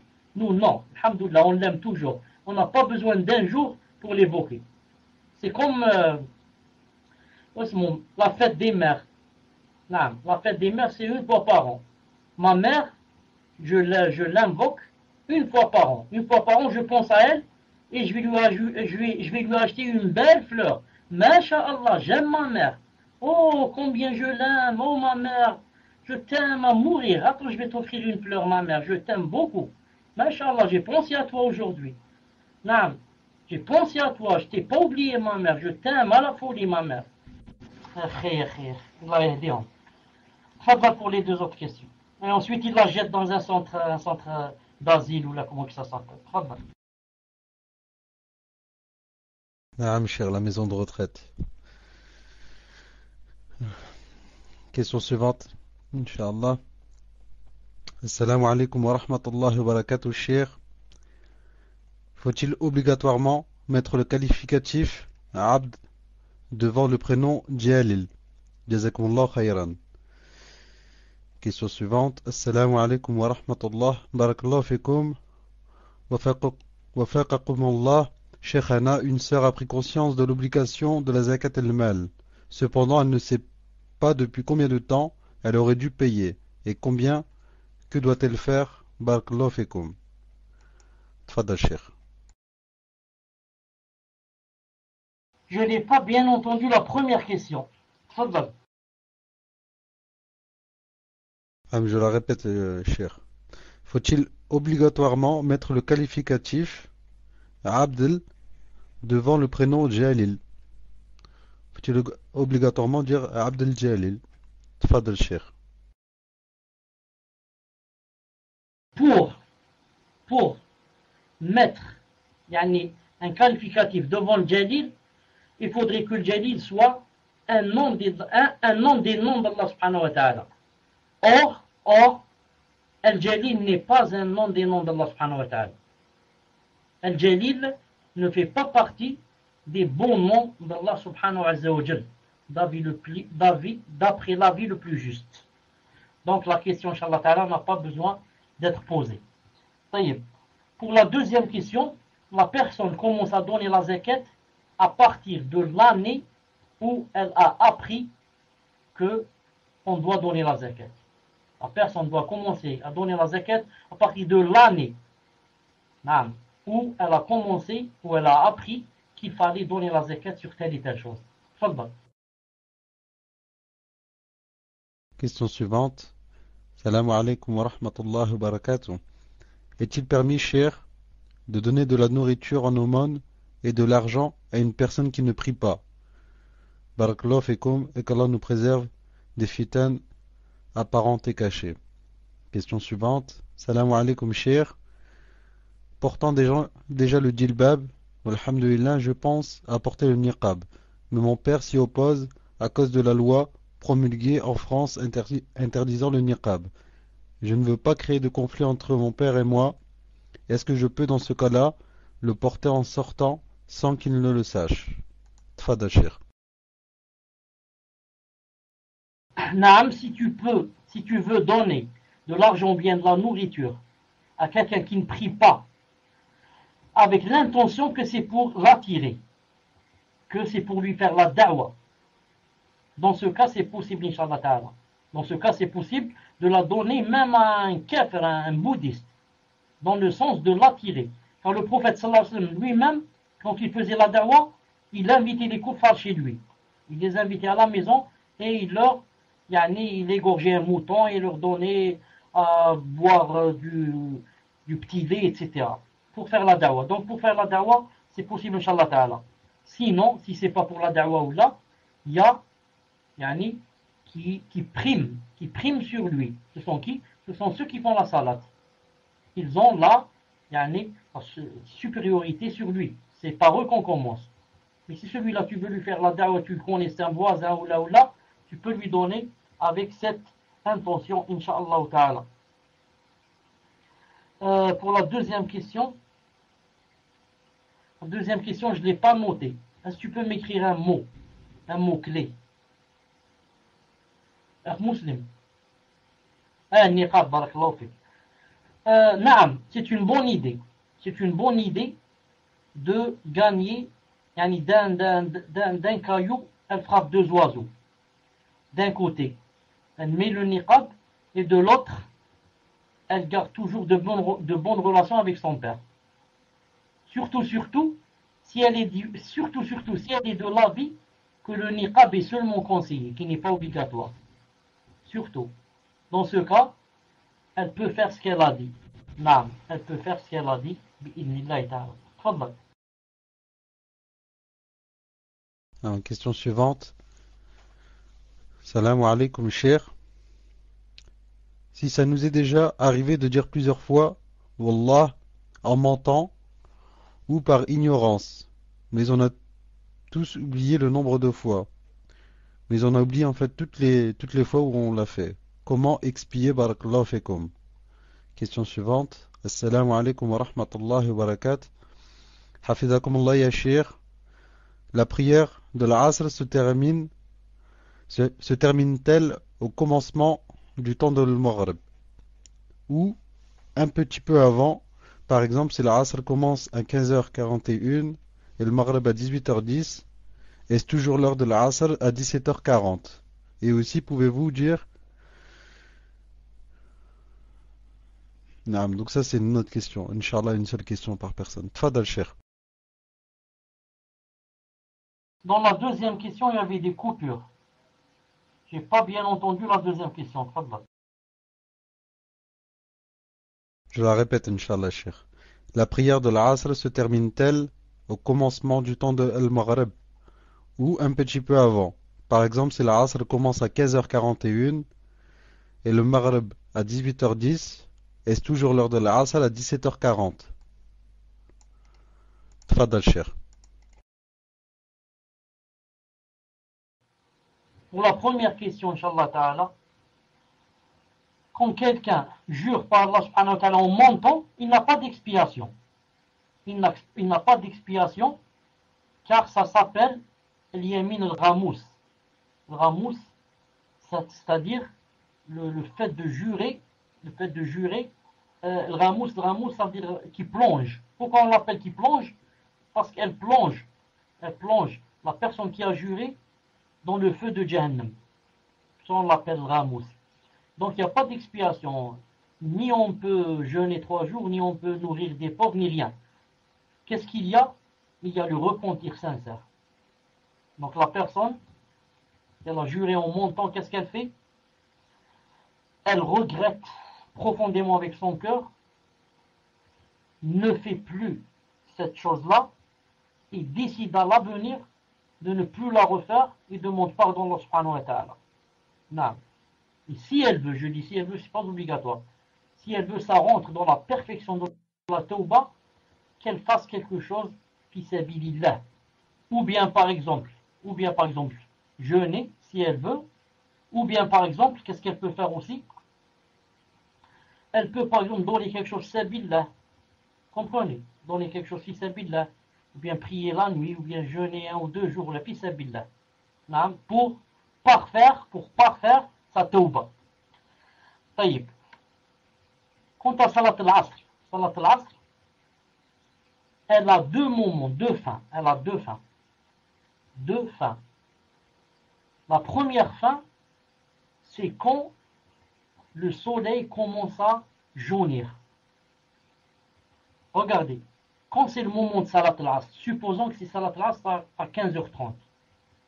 Quand c'est 15h30, c'est Salat al-Asr. Après 15h35, 15h40, 15h45, un quart d'heure après, 20 minutes, une demi-heure, si vous regardez le soleil, il est toujours blanc. Masha'Allah. Ensuite, supposons, supposons Asr 15h30, Maghrib 18h. 15h30, Asr, Maghrib 18h. Regardez à 15h30 jusqu'à 16h, 16h20, 16h30, le soleil est toujours blanc. Ensuite, il commence un peu à quoi? À jaunir. À jaunir et peut-être même un peu à rougir. Dans ce cas, le moment de Salat al-Asr, le premier moment est sorti. Ça veut dire que celui qui n'avait pas d'excuse, il n'a pas prié, et a attendu jusqu'à ce que le soleil jaunisse, il a des péchés. Car beaucoup croient que Salat al-Maghrib Salat al-Asr se termine quand commence le Maghrib. On dit oui, c'est vrai.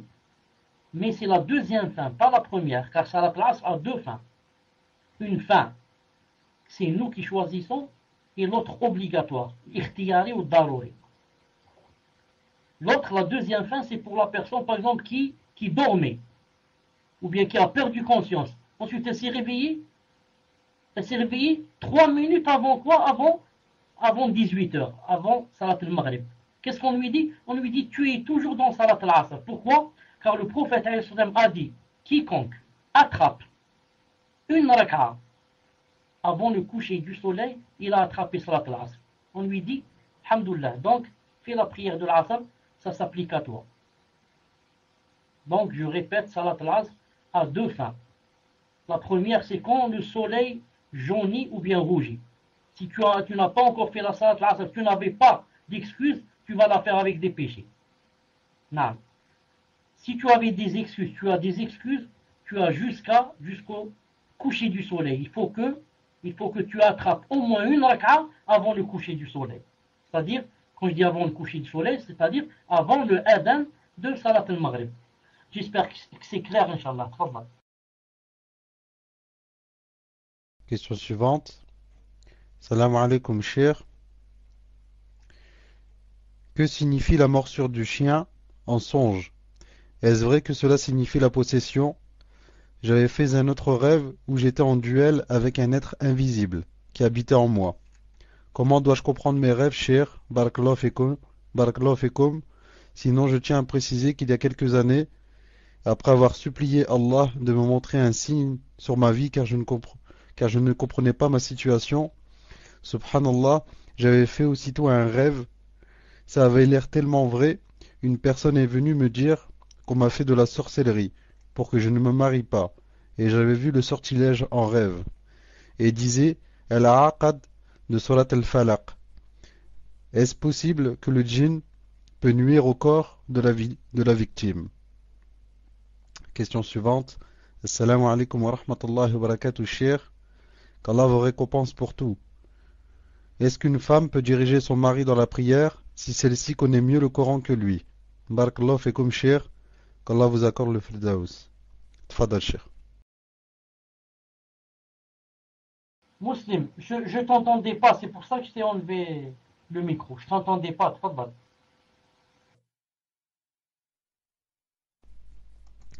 Ah, mes chers, vous n'avez entendu aucune question? Regarde, la personne dit que elle disait Al-Aqad de Surat Al-Falaq. Al-Aqad de Surat Al-Falaq. Moi, je connais pas le mot Aqad dans Surat Al-Falaq. Donc je pense, Wallah subhanahu wa ta'ala, même si je ne suis pas un spécialiste dans l'interprétation des rêves, mais je pense que ce rêve est clair, Inch'Allah ta'ala. Non. Déjà le chien dans le rêve, c'est un djinn. Ensuite, il mord, celui-là il mord. N'oubliez pas que le prophète sallallahu a dit que les djinns, il y avait trois sortes.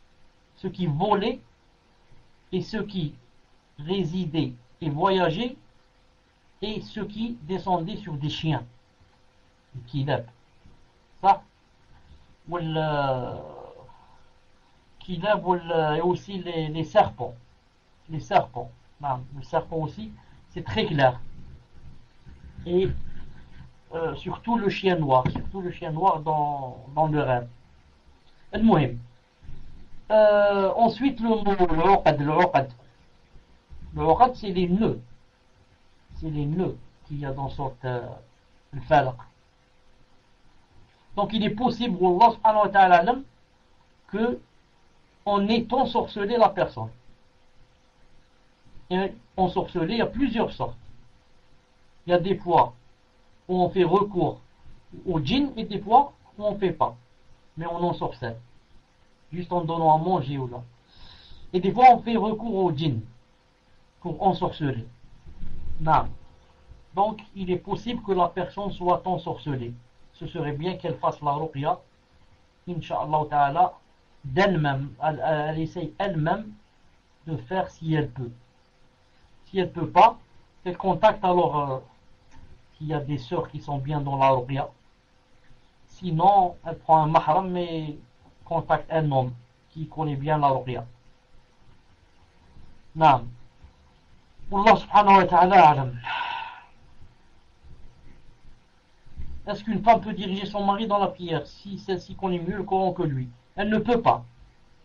Une femme ne peut pas diriger son mari dans la prière, même si elle connaît le Coran mieux que lui. Même si elle connaît le Coran mieux que lui, bi'idhnillah subhanahu wa ta'ala. Naam.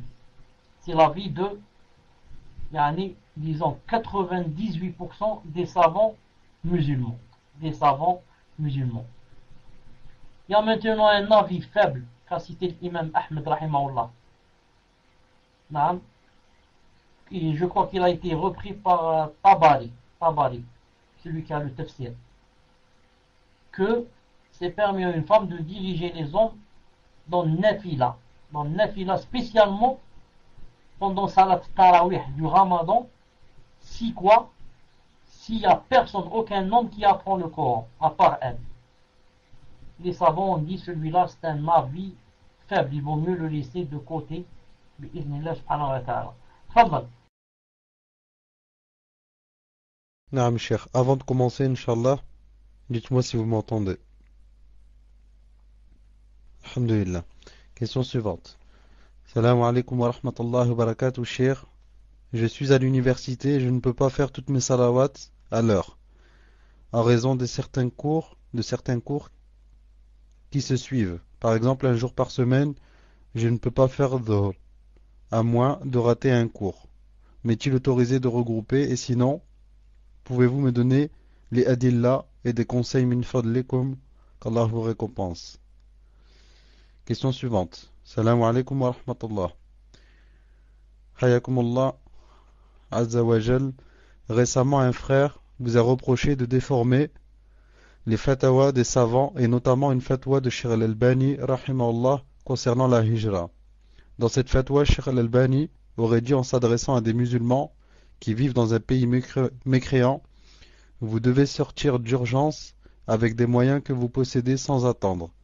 Si vous avez les moyens pour les billets d'avion, prenez l'avion et sortez. Si ce n'est pas le cas, prenez la voiture, prenez la mobilette, prenez la bicyclette, et si vous n'avez même pas ceci, allez-y à pied. Fin de citation. Vous auriez dit concernant cette parole de Cheikh al-Albani: Cheikh al-Albani s'adressait, rahimahullah, à des frères tchétchènes, et vous auriez expliqué cette parole en disant que Cheikh al-Albani leur a dit cela car ils n'avaient pas le choix de sortir de leur pays par tous les moyens étant donné qu'ils se faisaient massacrer. Ce frère a écrit qu'au lieu de répondre de cette façon, vous auriez dû rappeler aux frères et aux sœurs les arguments et fatwa de nos grands savants sur le jugement de la gravité et le danger de vivre dans les pays de mécréants. Ce frère vous reproche aussi de répondre parfois aux questions des frères et sœurs sans citer de preuves et de paroles de savants et notamment d'avoir conseillé à une sœur de voter pour Bouteflika alors qu'aucun savant, petit ou grand, n'a appelé la communauté à voter pour celui-ci qui ne juge pas avec la loi d'Allah. Est-ce que les reproches faits par ce frère sont légitimes? Pourriez-vous m'éclairer? Car cela fait de nombreuses années que je vous écoute et j'ai toujours entendu de vous que vous incitiez les frères et sœurs à faire la hijra. Barakallahu fikum.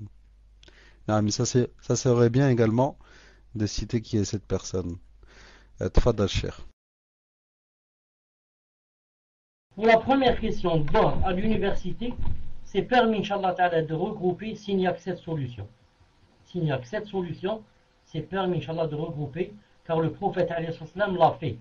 Il a cité dans Sahih al-Jami' de Cheikh al-Albani que le prophète a dit: si jamais vous avez ce que j'ai, c'est-à-dire comme cette excuse, il ne l'a pas cité. Il a dit alors faites comme cette salade. Il a groupé entre les deux prières. Donc, le moindre mal pour quelqu'un qui, ou bien il ne fait pas la prière du tout, ou bien il groupe. Si c'est seulement de temps en temps, c'est possible de le faire, Inch'Allah Ta'ala. Pour l'autre question, la deuxième, la personne, elle a cité entre autres que quand je répondais, je ne donnais pas de dalil. Ce qui est une preuve flagrante que cette personne est une menteuse. Cette personne est une menteuse, un grand menteur. Ça, c'est la première des choses. Deuxièmement, cette personne n'est pas du minhaj. Je ne connais pas c'est qui cette personne, mais c'est une personne qui a bu le takfir et qui voudrait maintenant quoi, se venger. Elle dit celui-là, il fait la da'wa ceci, attends, je vais lui jeter des pavés dans son chemin. Mais il ne pourra pas, bi'idhnillahi subhanahu wa ta'ala. Non. Autre chose, cette personne a menti aussi. Quand elle a dit quoi? Elle a dit que je ne donnais pas de preuves quand je répondais. Vous pouvez revenir aux cassettes et écouter depuis que je fais des cours depuis 2006. Si j'ai jamais dit une fois une chose sans donner une preuve. Sauf si la chose a été répétée plusieurs fois. Là, ce n'est pas la peine à chaque fois, je vais répéter la même chose 1000 fois. Là, c'est connu. Ça n'a pas besoin de preuve quand j'ai parlé de la chose 3, 4, 5, 6 fois. Et encore, c'est très rare que je ne donne pas la preuve. Ensuite, ce qui prouve le grand mensonge de cette personne, c'est que je n'ai jamais de ma vie parlé de ce qu'a dit la personne. C'est-à-dire que Cheikh Albani a dit allez sur vélo, allez avec mobilette, prenez le car, je ne sais pas quoi. J'ai jamais dit ça, ni entendu que Albani a dit ça.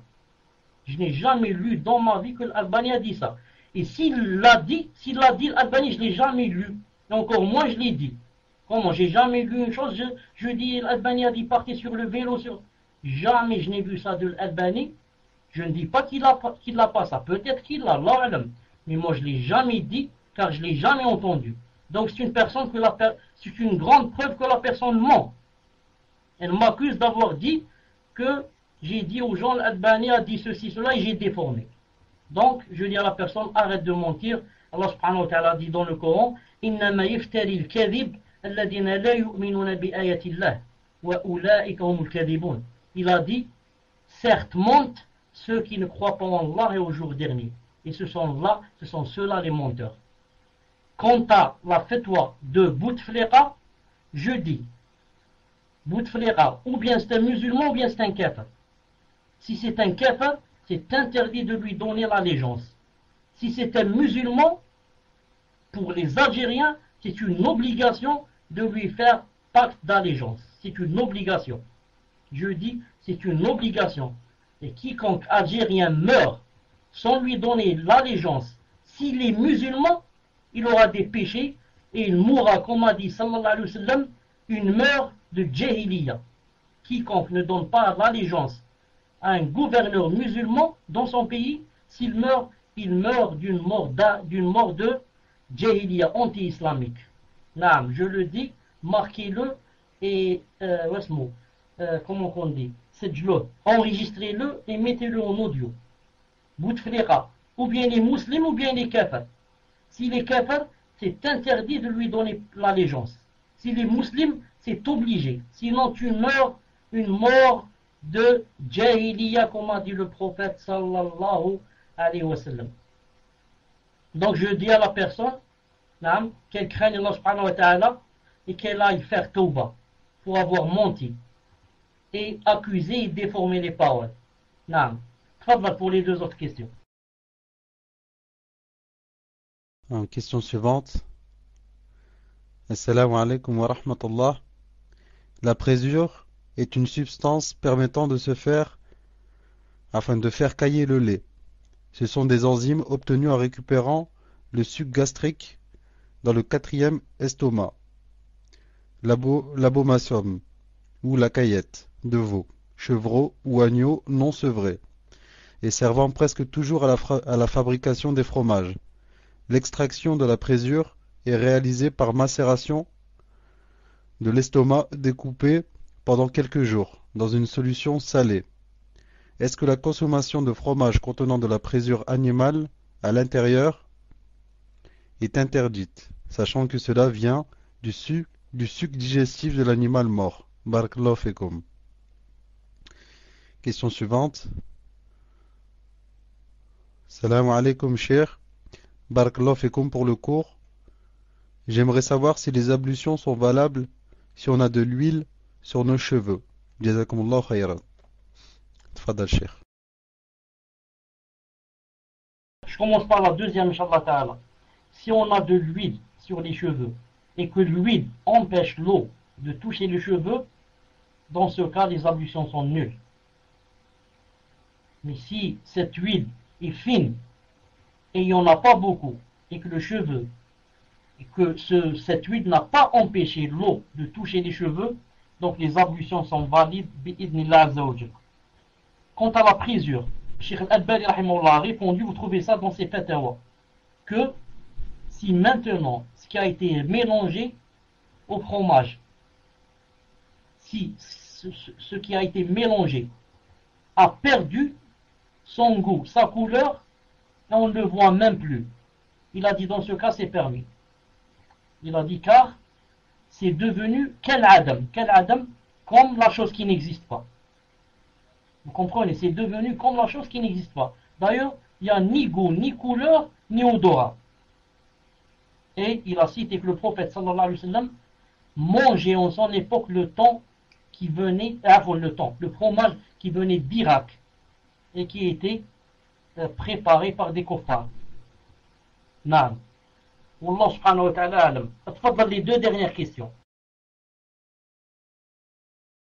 Naam, donc les deux dernières questions, Inch'Allah. Salam alaikum ya Cheikh. Hayakumullah, ma question est la suivante. J'ai une salle de mariage Et parmi mes conditions pour que je la loue, il y a le fait que j'interdis la mixité, la musique. Mais des clients ne respectent pas ceci. Donc, comment remédier à ce problème et quel est votre conseil, barakallahu fikum? Question suivante. Assalamu alaikum wa rahmatullah, cheikh. Mon époux vous demande. Le prophète sallallahu alayhi wa sallam avait envoyé quelqu'un récupérer la zakat et on lui donna de l'argent à cet homme.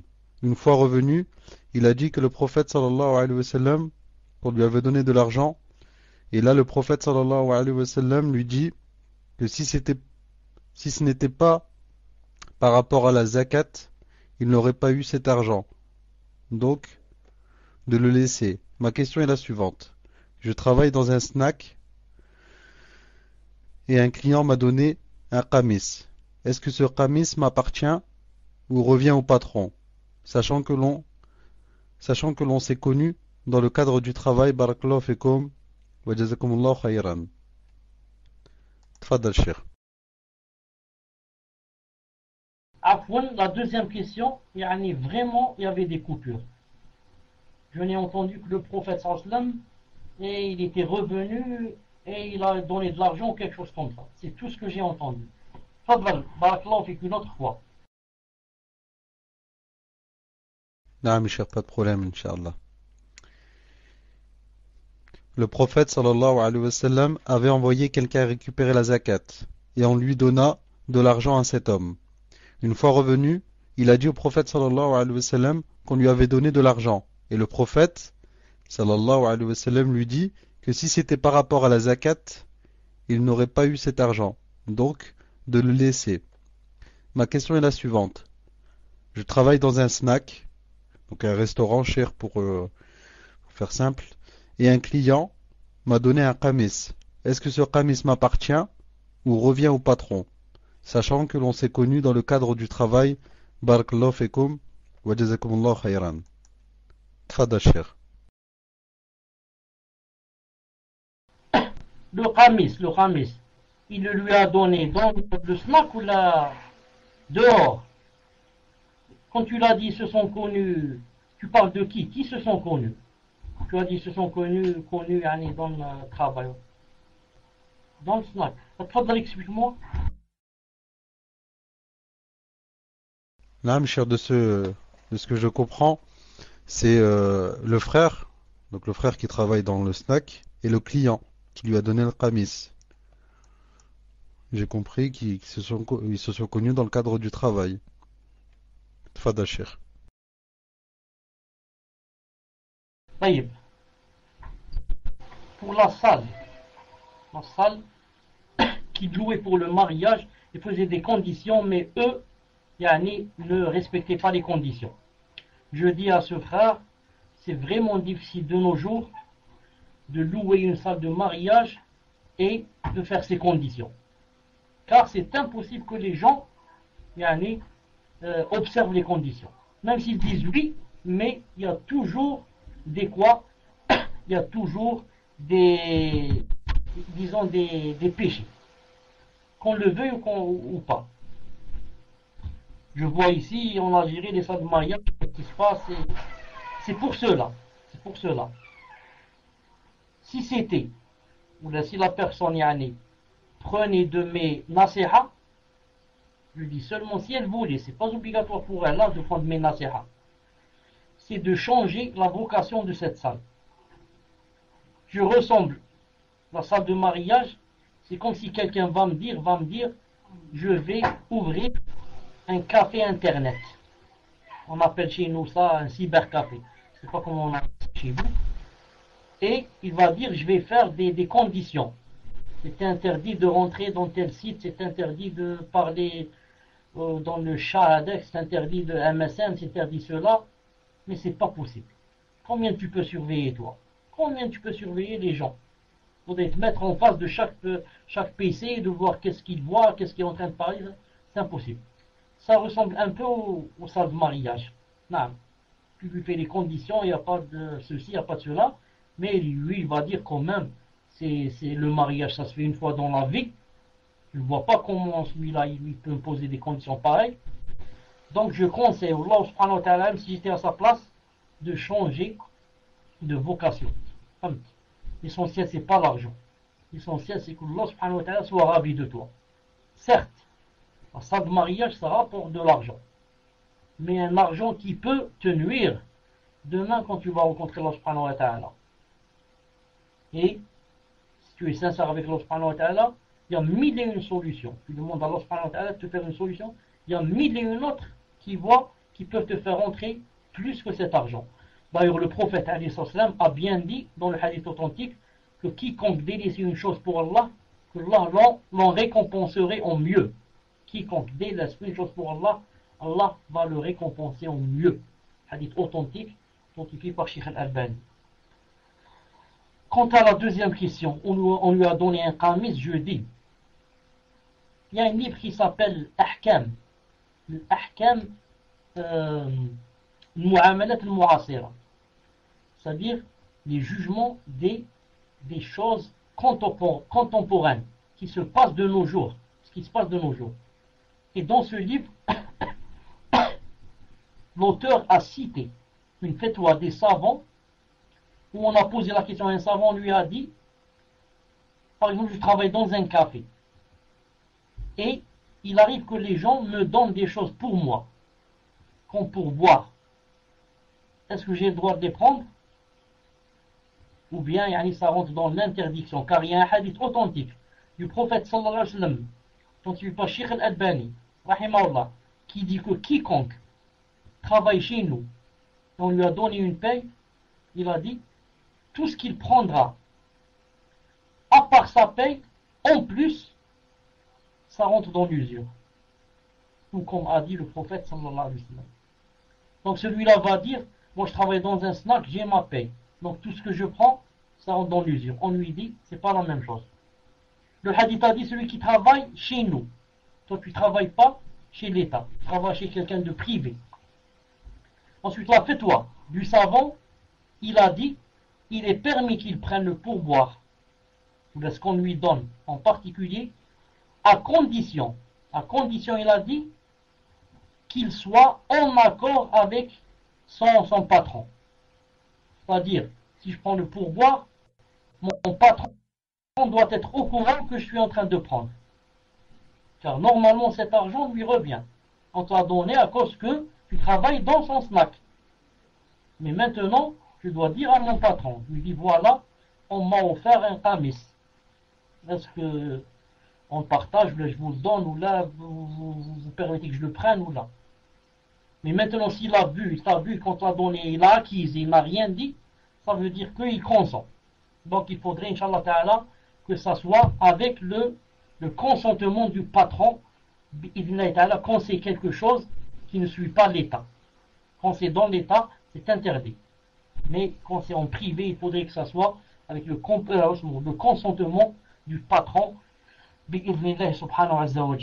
Voilà, Inch'Allah Ta'ala, pour aujourd'hui. Si j'ai dit juste, ça vient d'Allah subhanahu wa ta'ala. Si j'ai dit faux, ça vient de moi et de mon shaitan et mon ignorance. Quant à la personne qui tout à l'heure, une seconde, quant à la personne qui tout à l'heure, Zama a critiqué ceci et cela, vous avez remarqué que quand j'ai commencé, je vous ai dit que ça sent le takfir. Et la preuve, vous savez où est la preuve? Tout ce qu'il a dit sur Albani, etc., que j'ai dit, il sait que j'ai pas dit, c'est pas vrai, même lui il sait. Car d'où a-t-il tiré cela? Je ne l'ai jamais dit. Mais il voulait arriver juste pour Bouteflika. Comprenez? Lui, ce qui l'intéressait, c'est pourquoi tu dis Bouteflika, il faut lui donner pacte d'allégeance alors qu'il ne juge pas avec les lois d'Allah. Exactement comme disait Tekfir. C'est-à-dire, il n'y a pas de détail. Celui qui ne juge pas avec les lois d'Allah, il est kafir. Comme ça, on dirait. Il n'y a pas de détail. Donc, j'ai senti une forte odeur du Tekfir. C'est pour ça que je l'ai taxé directement que c'est quelqu'un qui a bu du takfir et qui vient maintenant, il voudrait vomir. Il peut aller vomir, il vomit dans les toilettes, c'est mieux. Il va dans les toilettes vomir, Inch'Allah Ta'ala, ça l'apaisera mieux. C'est pas dans le salon ici, non. Subhanakallahumma wa bihamdik, ashhadu an la ilaha illa anta astaghfiruka wa atubu ilayk. Ensuite, n'oubliez pas, Inch'Allah Ta'ala, que j'accepte avec un très grand cœur, une grande poitrine, tous les reproches et toutes les corrections des fautes que je fais, si c'est seulement avec quoi? Avec un bon comportement. Si c'est seulement avec un bon comportement, j'accepte tous les reproches du monde. Et je suis obligé d'accepter. Et je suis obligé de quoi? Si on me corrige, d'accepter. Comment? Donc j'apprends aux gens des gens fausses. Et je sais que la chose est fausse, et je dis non, laisse passer. C'est impossible. Donc je vais rentrer en enfer. Mais il y a quelque chose qui s'appelle le bon comportement. Ce n'est pas je rentre comme ça dans un salon et je dis là, vous là-bas, vous avez déformé, vous avez menti, vous montrez pas la vérité aux gens, vous parlez sans dalil, c'est pas comme ça. Tu es loin, tu es loin de la sunna. Tu es loin du comportement du prophète sallallahu alayhi wa sallam. Tu es loin de l'islam. L'islam, tu n'as pas encore compris l'islam.